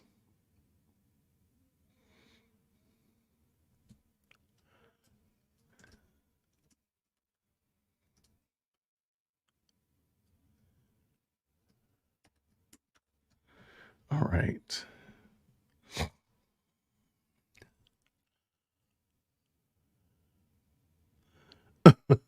Kevin Briggins asked me about my Stanley. Absolutely. What's up, Kevin Briggins? Yeah, this is a Stanley. Did I tell you the story about my Stanley? Somebody in my gym gave it to me. They had an extra one. They just gave it to me. And for the longest, it was unused in my house, and Trina was like trying to steal it from me. But then I finally ended up saying, let me try this out. I was like, oh, this thing comes in clutch. So there you go.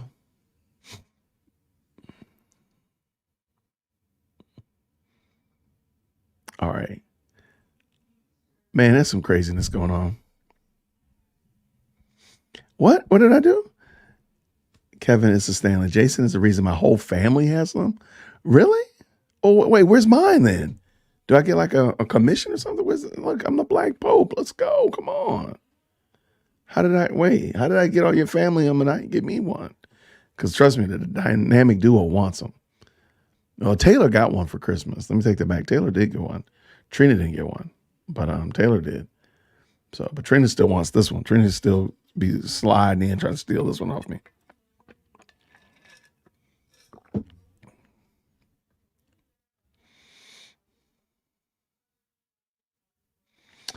So if you use asparagus, if you do speak in tongues, you can use asparagus, but you're still gonna have that problem afterwards.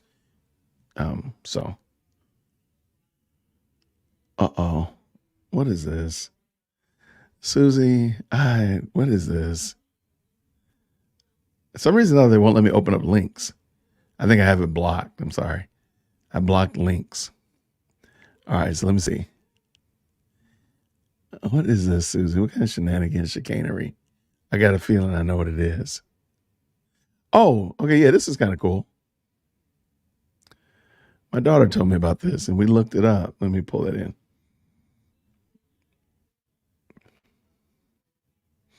It's kind of cool.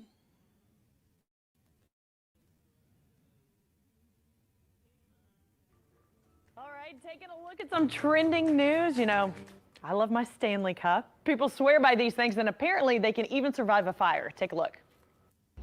Everybody's so concerned about if the Stanley spills. But what about if it melts?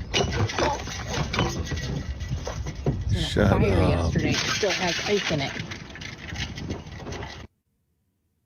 Pretty unbelievable, and she was fine too, by the way. Okay. That is crazy. Yeah, the This ladies. video here is going viral all over social media. Oh my God. A woman posted a TikTok showing how her Stanley Cup survived a car fire. Yeah, as you can see, it is in pretty perfect condition. Look at it, y'all. It still even has some ice in it. Child, this video caught the attention of the president of Stanley, and now he's stepping in to help. Take a listen. We're glad you're safe. I've seen a lot of comments that we should send you some Stanleys. Well, we're going to send you some Stanleys. But there's one more thing. We've never done this before, and we'll probably never do it again. But we'd love to replace your vehicle. Oh, so he basically saying y'all don't go get y'all car on fire thinking he gonna be y'all another car. How cool is that? Pretty cool that they did that. This video has been seen over 30 million times. Models. Wow. Okay. Now somebody asked, why isn't the plastic melted? I see the straw looks melted, but a lot of the plastic in the car wasn't melted. So, I mean, yeah, he said that's a one-time deal for sure. Absolutely.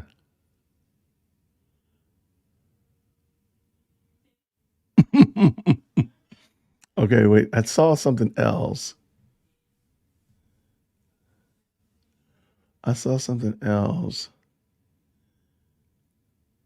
Maybe I missed it. Okay, I might have missed. I should put a star by when we started talking about this Stanley Cup. But all right, good people. Thank y'all so much. I appreciate y'all. Please make sure you like, share, and subscribe to the video. Check me out on Buy Me a Coffee. Follow me, all that kind of good jazz. If you want to become a member, we're sending out new content all the time. Lots of fun stuff hitting out there. On Friday, I am going to be dropping a new Dusty Comments unit. I will make sure you all know about it ahead of time, though, so don't you worry about it. But mark your calendar, though. Mark your calendar. Are they going to drive that Stanley to work? What do you mean? What's the point? What do you mean?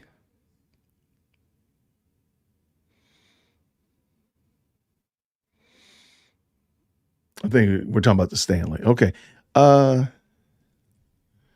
he's giving her some cups, if I'm understanding correctly, and they're gonna buy her a new car, which I think is kind of dope. That's kind of cool. But everybody, thank y'all so much. I do again want to say I appreciate all 10,700 and some change of you all that have subscribed, that come check out my lives, that interact in the comment section, all that kind of stuff like that. It means a lot to me. I really do appreciate each and every one of you. And thank you so much for the ideas. Thank you for the emails and the comments. Follow me on Discord, all that kind of stuff, because it only helps me decide how to add more value and know rather how to add more value to this channel. So I really do appreciate it. Follow the Phony Black Pope. Please make sure that you like this video, comment, share, and all that kind of good stuff. Subscribe, hit that bell notification, all that good stuff.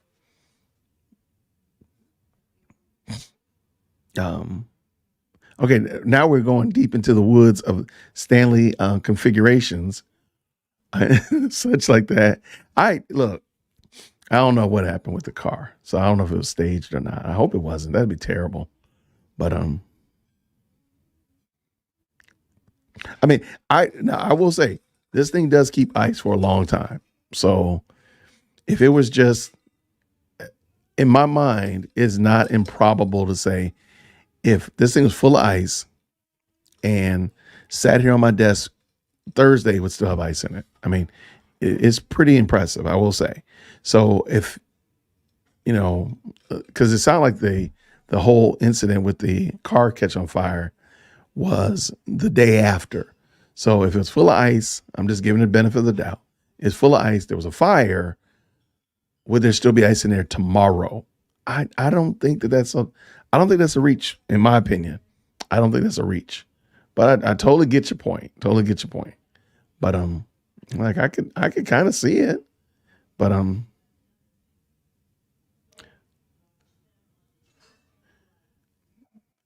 okay, so are we saying that the Stanley wouldn't even be in there? Oh yeah. Is it a great vessel for a London fog? I like my Yeti for my London fogs, to be honest with you, because I don't need a straw for it. But yeah.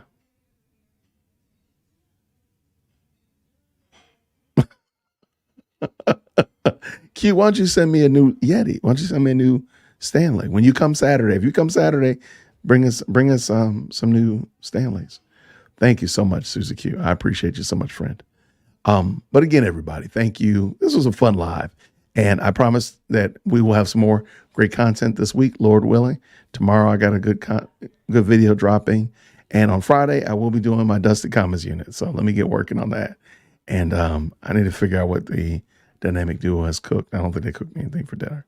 So I have to go out there and scavenge, all that kind of stuff. But everybody, I appreciate you all so much. Let's do it again real soon, okay? Lord willing. Everybody, thank you so much. Grace and peace. Take care.